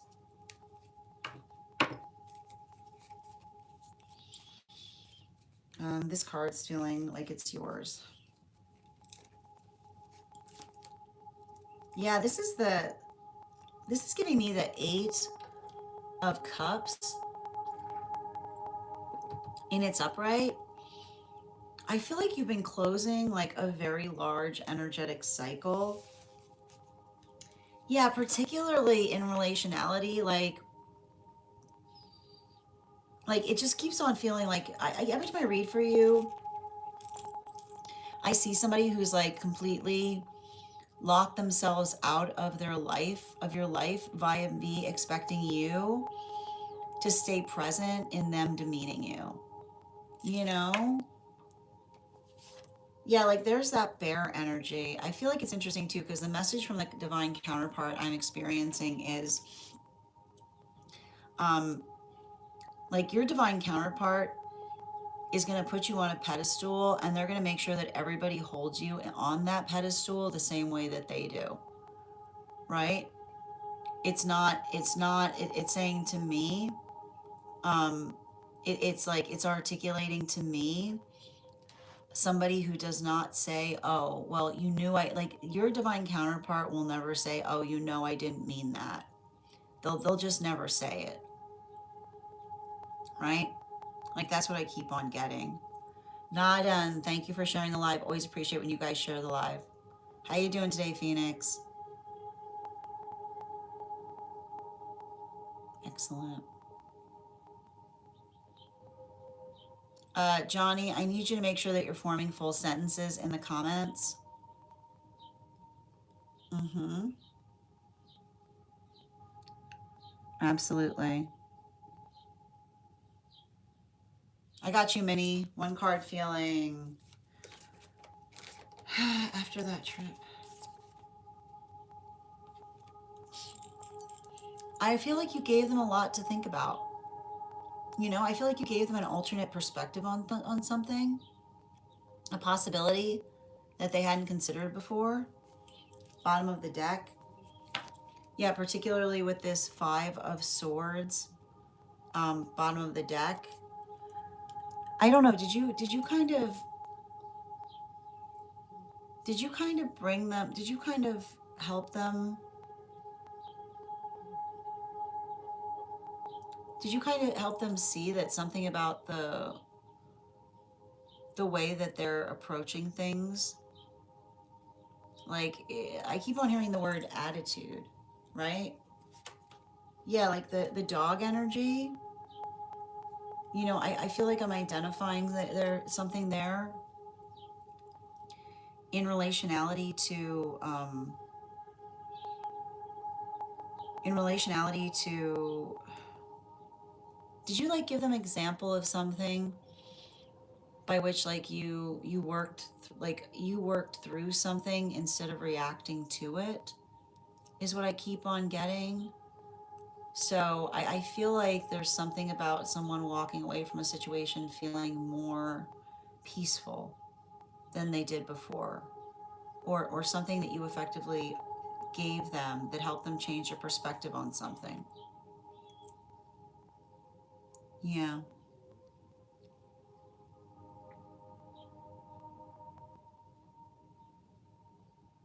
I got you per one card spirit led, please. Hmm. It's coming back to that visualization you had in terms of working through, like, um, you've got a lot of strength in something. And so you have to recognize that it's interesting. I feel like your guides are trying to protect you from your strength to a certain extent, right? Like they're not, I keep on hearing your guides basically saying that they're not trying to limit you. They're trying to make sure that you're safe in terms of doing something.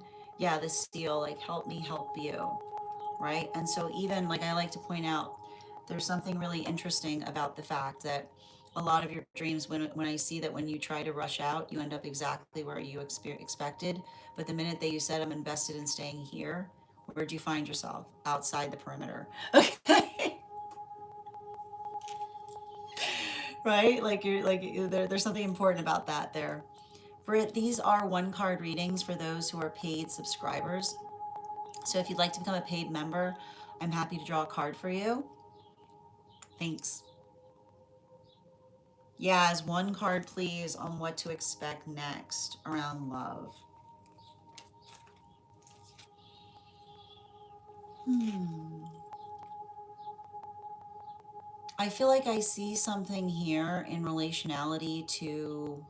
Um, it's interesting because every time I read for you, it feels like there's something about a relationship or a connection that brings you closer to some kind of ancestral path work, you know? Um, yeah, especially with this Three of Pentacles.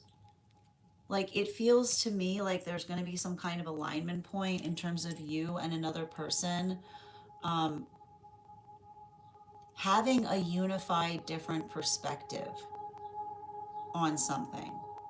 It's so interesting. Every time I read for you on relationship, it feels like a relationship built upon reunification. And the thing that's interesting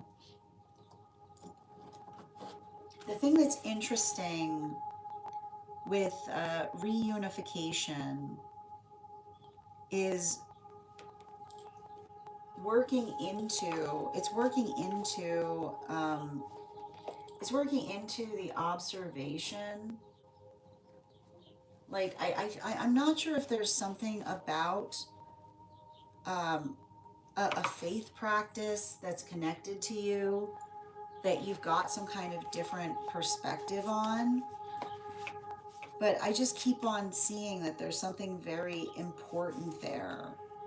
Um, Related to the fact that like I see them working through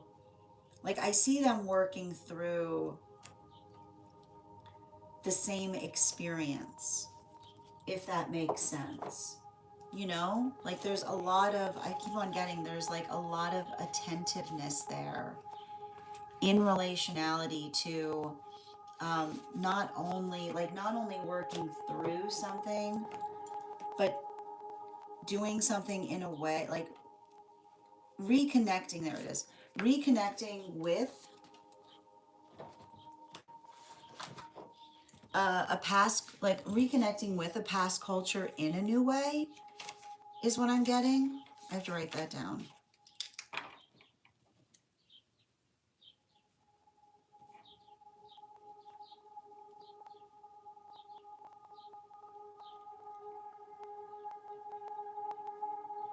All right, animal oracle around that.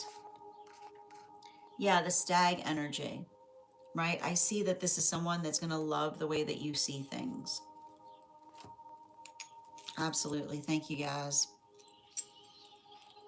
I need to point out Yeshua never asked us to worship Yeshua. And I have to point out the fact that you're articulating, like the fact that you're using Yeshua's name as your profile is literally you using, like, you understand that's like literally you using the Lord's name in vain, right? Like you're taking who you would identify as the Lord and you're utilizing it as your username. Like that's literally utilizing the Lord, like the Lord's name in vain. It is it is though. It's like literally what it is. So I just want to point that out. How you doing today, Dion? But no, you're not. You're using it as a vanity, and a vanity is the way that you the moniker that you go by. So that is like that's what you're doing. You're so welcome, Bridget. How you doing today? Absolutely. You're so welcome, Julia. Excellent. One moment, please. Reading over. Thank you. I know. Thank you for the help, Yaz. That makes a lot of sense and relates to a lot of the current dreams you've been having. Well, and again, I definitely think we can explore those more. And again, I wanted to reaching out to you again if you were still having issues as it relates to scheduling those mentorships. If you want to reach out to me today, I can see if we can kind of get together and try to resolve it. Yeah. How you doing today, Moja? No, I see it too when the fact that we're both picking up on it, it's really important. Hi, Abby. How you doing today? That's what I was you're basically reading what I was reading there too. Yes, their perspective is going to be, it's if not completely similar to yours, it's going to be, I feel like it's going to feel refreshing to connect with you. I don't, in relationality to vicinity, I feel like they're growing in vicinity to you in terms of like they're energetically where you're both in that space right now, right? I don't think that there's more work that needs to happen. It's just about coming into connection, if that makes sense. Moja, I'm happy to read for you on that. If you'd like to get on the list, list is open. You'll be the next person read for. It's 3 cards for 29 or more. Hi there, Daniela. I got you, dear. All right. But you have to understand though, Yahshua never described themselves as a king, right? And they're probably really sensitive about it. Like that was like kind of antithetical to what they were articulating. All right, I got you, dear. Daniela, 1 card, please. 1 card for Daniela, highest priority. We've got the Page of Wands. So I feel like it's interesting, Daniela. I feel like I see you doing something in relationality to being. I know you're worried about someone, but they're good. And a lot of that goodness that I see around them is like I keep on hearing it's funny because I've got an ancestral trying to tell you that not only are they looking out for them, but they've got a good brain in that head. Is what I keep on you put a good brain in that head is what I keep on hearing. Which is like you've helped somebody. Like the animal oracle, right? Like you've helped somebody be able to recognize like what's valuable to them versus something that doesn't make sense, you know?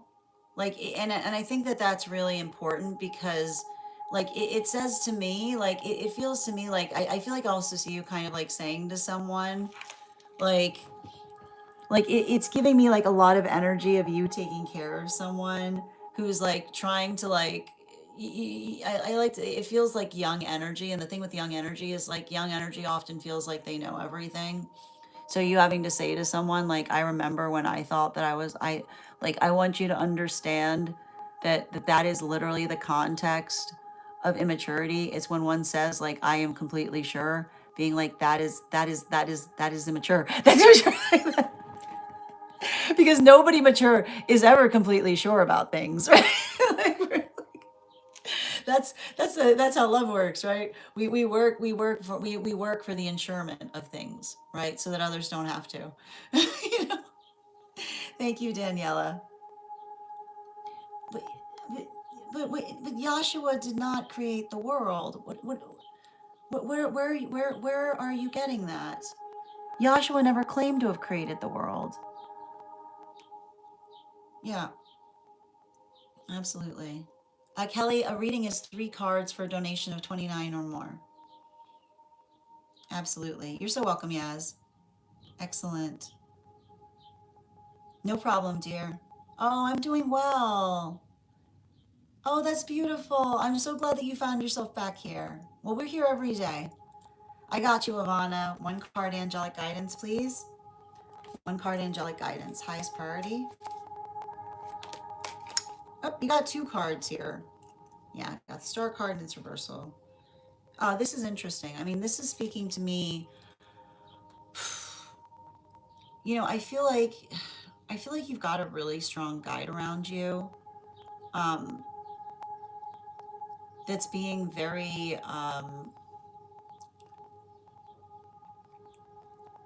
it's very interesting too because I feel like the guide is irate, and the guide being irate has nothing to do with you, right? Like when the guides are irate on our behalf, um like it has more to do with something that the guide feels is unnecessary that another person is making you have to energetically put up with, right? Like that's what I basically see here. um and I feel like, it feels like there's a guide working quietly to clear a path for you, because and I want to just kind of like the thing I keep on seeing around something here is with this animal oracle. Yeah, like the fox energy. I have to stress that there's something really important, um, as it relates. Like it feels specifically, um, like energy that's potentially uh, seeking attention from you will do things to energetically irritate you just because, right? It's like just because they like to see the full range of your feelings. But I keep on seeing this is a type of stuff, like when guides see this occurring, when guides have had enough about it, like that's not, I want you to remember, right? Like that's the guide putting an energetic stop to it, because like it says to me, like it feels like it becomes an energetic hindrance in relationality to what it is that you are here to energetically achieve, right? And I've got a lot of that energy there, because it feels like, um and it feels like there's something in terms of that, which is saying, like, it almost feels like, and again, I would like to, we got to kind of go back in terms of some of the meetings that you had in the dream space. The time it's taken them was required for them to be able to energetically assess the situation, right? They're almost identifying that there was a period of time that was calibrating, which was having to effectively kind of get the shape of what you and the guide were energetically dealing with. So there's something important. Make sure that you're writing down your dreams right now, because um, I feel like there's something about that guide recognizing that you're coming into your own awareness. You're so welcome, dear.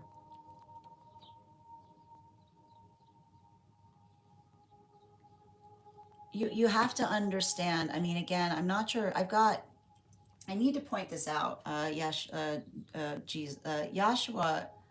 the Satan is not in the Bible. Satan means in another person's name. So you have to understand that when you try to embody that, you're failing to recognize that they're saying that there's no greater sin than doing something to hurt another person and claiming that you're doing it in the name of someone. So if you're trying to cast judgment on another, and then you yourself are articulating that you're doing it for Yahshua, and Yahshua literally told you not to hurt anyone, that means that you are the source of the adversary. You understand that, right? Like that's how that works.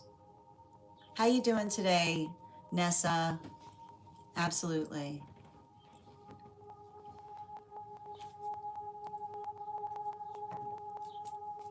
That was, you have to understand, Matthew's book is about a doctor, right? And a lot of the Matthew's book, in terms of identifying or articulating what was happening to Yahshua, was based upon the ability of building into the allegorical construct of what they were navigating. So that was the experience by which he recognized the responsibility that one has in being able to navigate something in the space of being able to prepare themselves for what they knew would potentially result or come from it. So there's something very important there to understand, you know? It's working into the space, right? That was literally them confronting the fact that others would potentially take their message and try to hurt others with it. You have to understand that each one is a different allegory based upon the perception. Again, sorry. It's each one is a different allegory of perception in relationality to watching the life of another. So when you understand the observation of each one having a different perception on what they were seeing, it builds a fuller picture. It's There are different orientation points in being able to recognize what was energetically important. All right, absolutely. How you doing today, Kayla? Welcome. Excellent. I got you, Rainbow. Good to see you today. How you been? I feel like I see something happening around you that's incredibly healing. And I think that it's interesting too because um, in terms of you identifying or articulating upon warmth, right? I feel like that's you identifying and recognizing where you're finding compassion, right? Compassion, we don't wait for compassion to arrive in energetic connections. We just perceive whether it's energetically there or not. Animal oracle, yeah, particularly with the hawk. So what we're effectively seeing, I feel like, you know, in terms, like, it feels like it's a guide almost articulating to you, like, if in terms of navigating the fact by which we say to ourselves, like, why isn't it there, right? The guide, I feel like there's a guide coming towards you saying, have you ever experienced it being there, right? Because sometimes in the recognition of understanding that we don't wait, like, we don't energetically wait for something to appear, we just carry the space of identifying whether it's evident there or not. I feel like I see you doing that more, and that's you. Remember, that's you holding, like, trusting your instincts and holding a healthy energetic boundary within the self. Absolutely. Oh, I appreciate that, Ivana. I do my best. Excellent. All right. One card on that energy, please. Whoop, that's not one. Hold on a minute here. Okay, Ruby, 1 second. All right.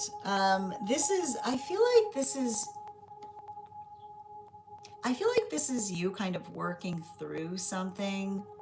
Um, just a moment, please.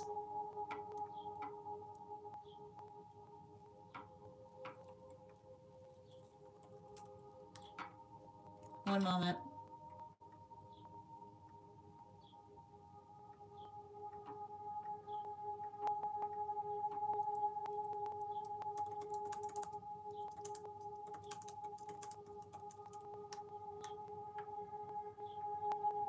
Okay, 1 minute.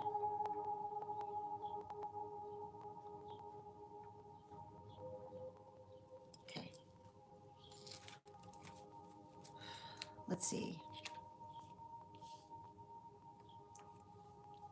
So, as I was saying, okay.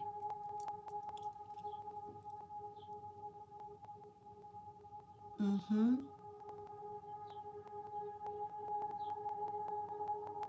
You're so welcome, dear.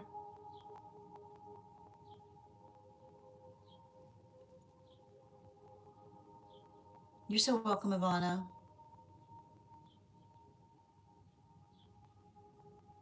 Mm-hmm.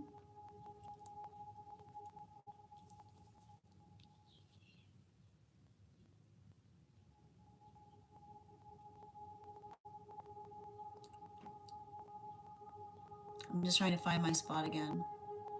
You're so welcome, Yaz.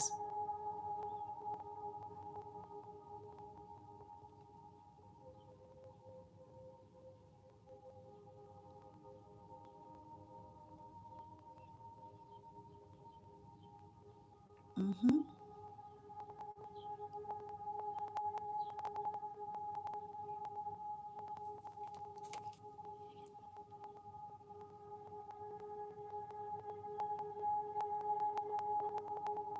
Yeah, trying to focus on being present with what is. I know it can be tricky.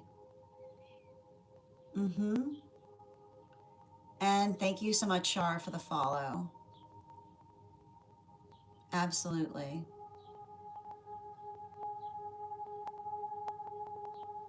So it says to me what I was basically seeing in relationality to this connection, getting back to you, Ruby, is I feel like there's something I'm identifying there that feels like it's energetically important in making sure you and them are on the same page in relationality to um, either what it is that you yourself are working to build into, but making sure that you and them have the same manifestation goals.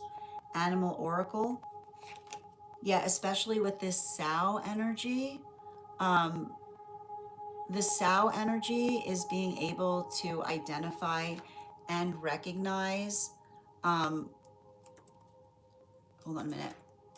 It's being able to recognize or identify um, what feels like. I think that there's something about that observation of working into the observation of being able to articulate to another um, how one is able to, like, it feel like I see somebody that like has a lot of energy around them in relationality to working through things.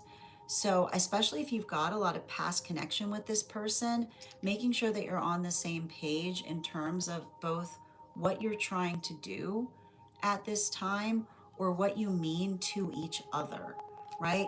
When we are in a healthy space, we know with clarity what we mean to each other. Yeah. No problem, Janae. And Shar, thank you for the follow.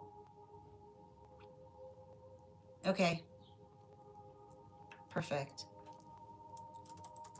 Hold on.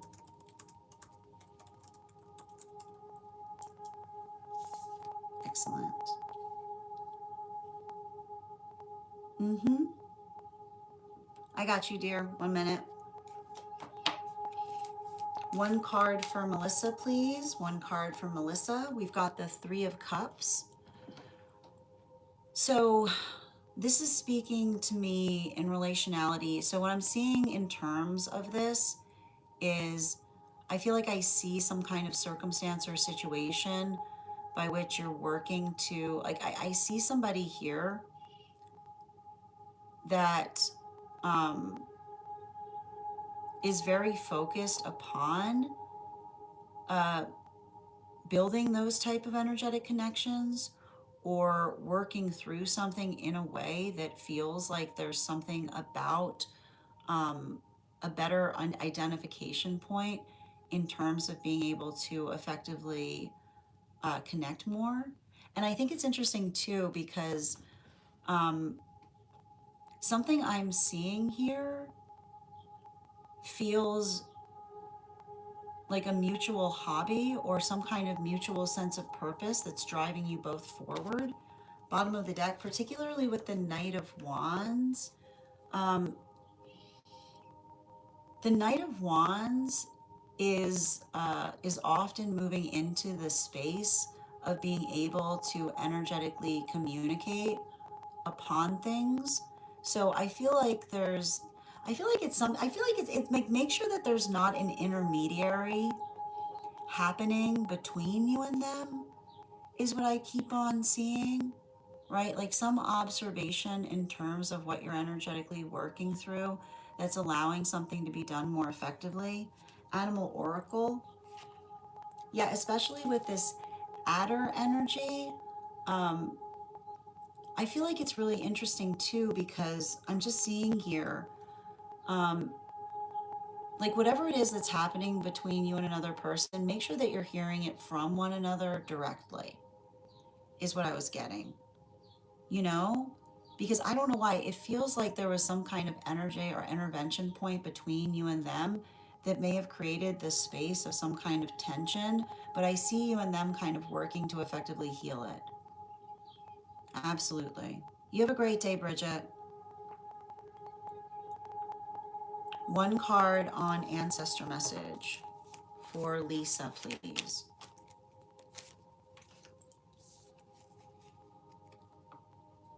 We've got the 10 of Cups with the 9 of Swords in its reversal.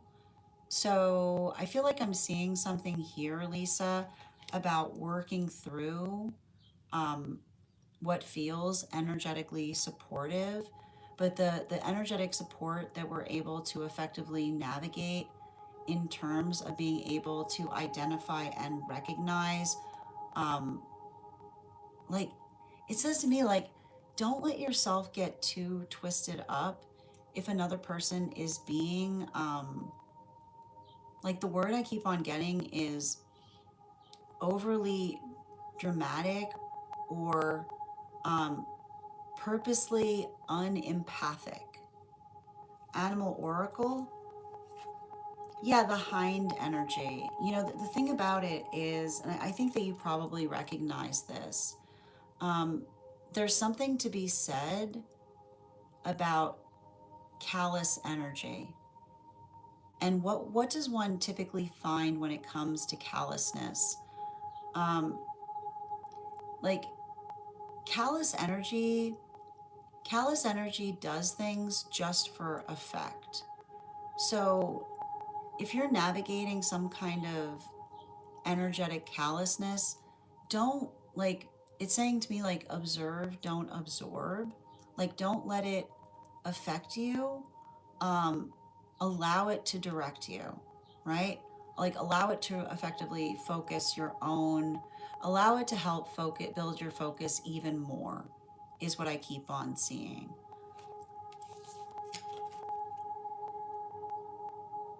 Absolutely. Thank you for those gifts, Jay. I appreciate you. No problem, Janae. You're welcome, Ruby. You're welcome, Melissa. Oh, are you kidding? You are also holding the Nine of Swords. You're so welcome, dear. Absolutely.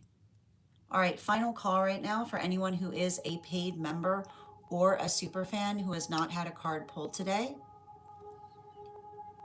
You're so welcome, Daniela. Excellent. Thank you for those gifts, Daniela. I appreciate you.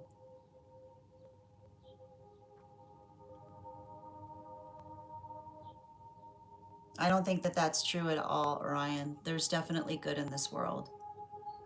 We know that there's good in this world because we're always called to move towards it. I often feel like those that try to deny that there's good in this world try to do so to allow themselves the ability to do anything. Hi there. How you doing today, Gary? Mm-hmm. Absolutely. I need to point out, Sir Max, if you open a Bible for inspiration, that's you practicing bibliomancy. So you're also practicing divination. And again, if you're someone who follows Joshua, Joshua's entire book is Joshua channeling and performing divination.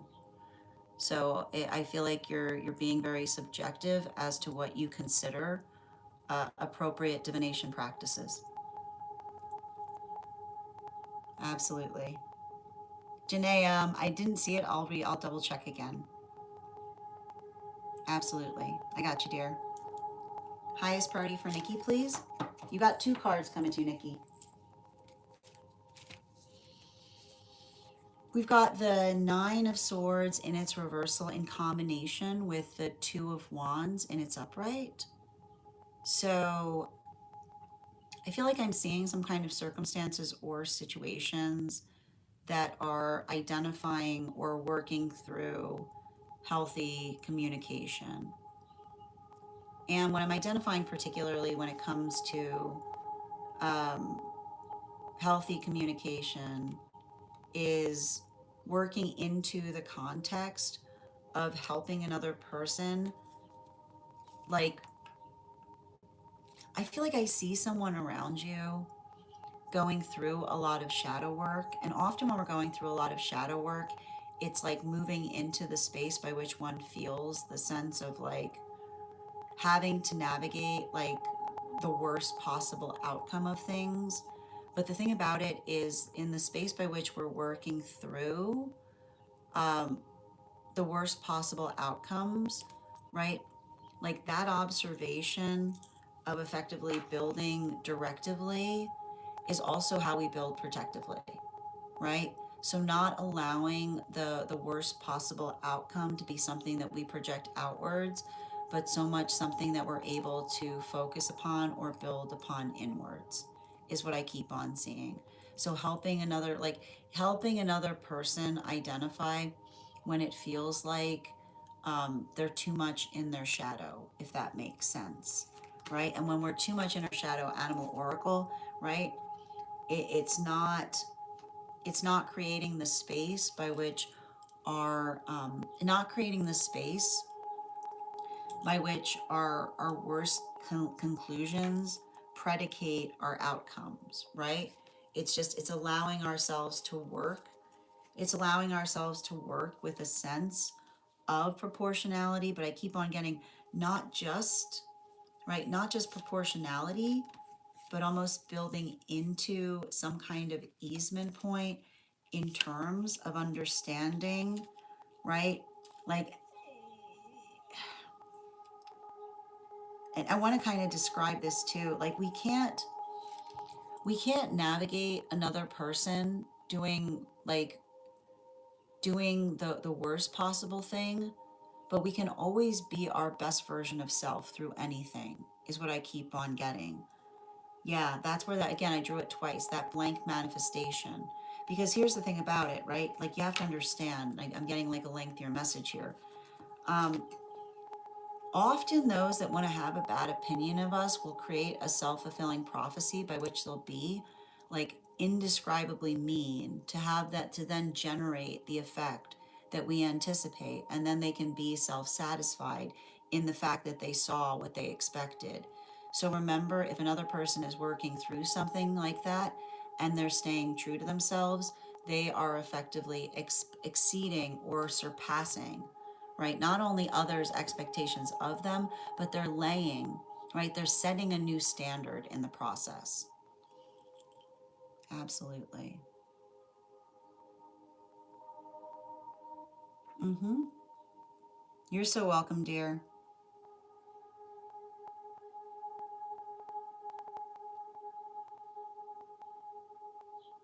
Excellent. And Kelly, if you wanted to get on the list, it's 3 cards for 29 for non-subscribers. You just need to send over the tree that has minks in it in my bio. Absolutely. Okay, I'm reading the comments from the comment area and also from the place where we keep the videos. Spiritual, I'm happy to answer questions for you. But if there are cards that you would like drawn, that would require a donation sent for a reading. Absolutely.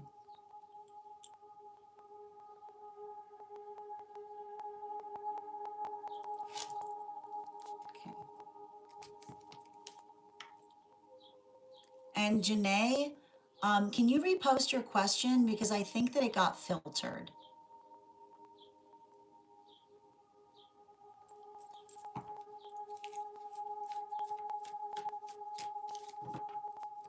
Thank you, dear.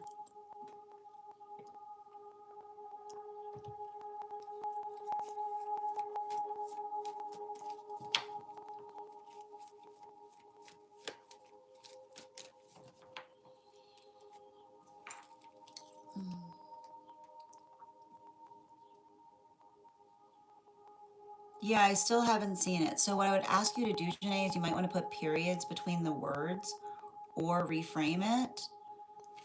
If it, you can also post it potentially over on the place where we keep the videos. I mean, over on the disco. All right, I got you. 1 card for pieces, please.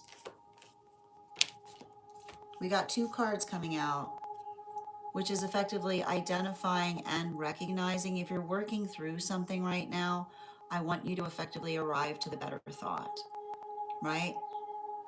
Particularly and especially, like they're saying in the working, like I want to describe that some of this energy for someone, like I know where you are energetically, um, something about you navigating that space and allowing the context of arriving to the better thought is you being able to work on the manifestation goals, not in the space of feeling energetically stuck, but being able to effectively chart your progress day by day in terms of you getting closer to the attainment of it. Animal Oracle, please. Yeah, we've got the adder energy. So your ability to effectively navigate or recognize what you're trying to do, right? Your manifestation goal is working in harmony with you. So just continue to stay fastidious as you work towards it. A little bit in each day goes a long way. You don't have to do everything at once, just a little bit in the right direction. Absolutely. You thought you saw it? It was highest priority? Okay, I'm trying to look back to see it.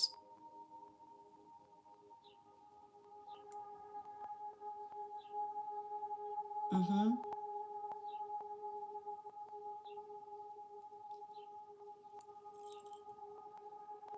No problem. I know exactly, though. That's very true. It's my, I get you. All right. Final call right now for anyone who would like a full reading today, or if you are a subscriber or paid member who has not had their one card pulled.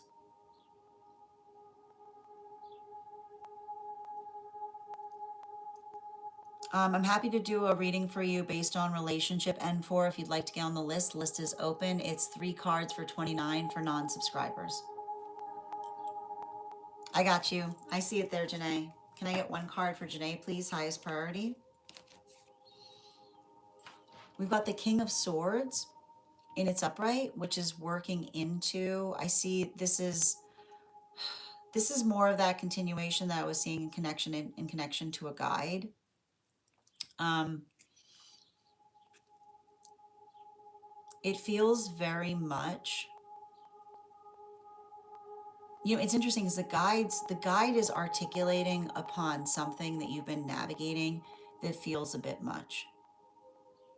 Like that's effectively what the message is coming through in relationality to the guide. And I feel like it's interesting because the guide is basically articulating that they're there to help you specifically with um, a bit much. And what's funny about it is like, you know, like that's the thing that's interesting about it. I feel like I feel like they're identifying that it's the bit much that's energetically personified. You know what I mean? Like it's very interesting when I'm reading for this because um, you know,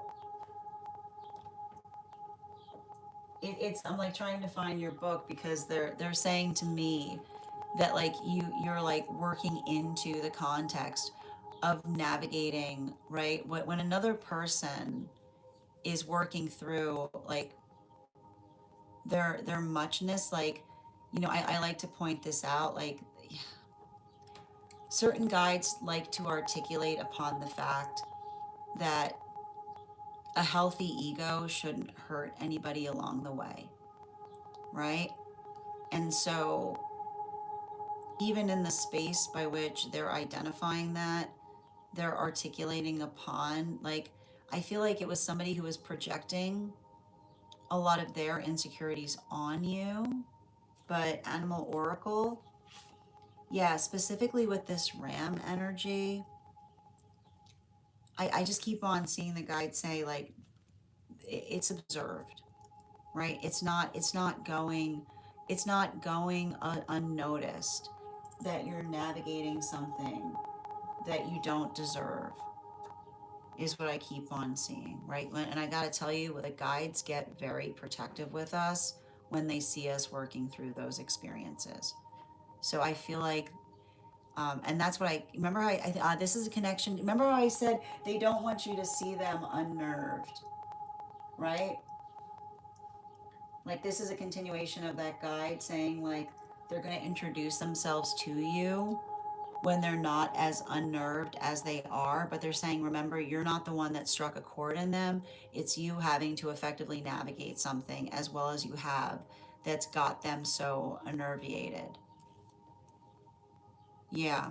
And Brenda, thank you for the follow. Dwayne, thank you for sharing the live. Always appreciate when you guys share the live. Absolutely. Mm-hmm. Absolutely. Excellent. All right, final call right now for anyone who is a super fan who has not had a card pulled yet, or anyone who would like to become a super fan, or anyone who is on the hold list who would like a reading today. I want to thank you guys. Thank you for the flower, Coco. I want to thank you guys so much for being here today and sharing in these messages. If you missed the Daily Collective, it will be back. You can find it over on the place where we keep the videos and over on the place where we keep the photos. You can also find it as you can also find it as a podcast over on my spot and over on my stack. We will be back on tomorrow at our standard time, so 7:15 a.m. PST. 10:15 a.m. Eastern will be, if you'd like to be notified as to when I've gone live, you can head over and hit the profile there, and hitting the profile will effectively get you notified as to when we've gone live again. I want to thank you guys. If you became a super fan today or a subscriber, welcome. I would encourage you to head over to our Superfam Only Disco channel to introduce yourself to the collective. You can also, once you're in the Superfam Only Disco channel, in the perk section, you'll find a special coupon code that will give you a discount to our tarot class subscription program. Our next class is going to be held on Thursday, July 16th at 5:30 p.m. PST, 8:30 p.m. Eastern. We will be continuing our studies into the tarot with a focus on the 2 cards of the Minor Arcana. I want to thank you guys so much for being here today and sharing in these messages. Huge thank you to my followers, old and new. Thank you for being here and receiving these messages. Huge thank you to my subscribers. Your ongoing support means the absolute world to me.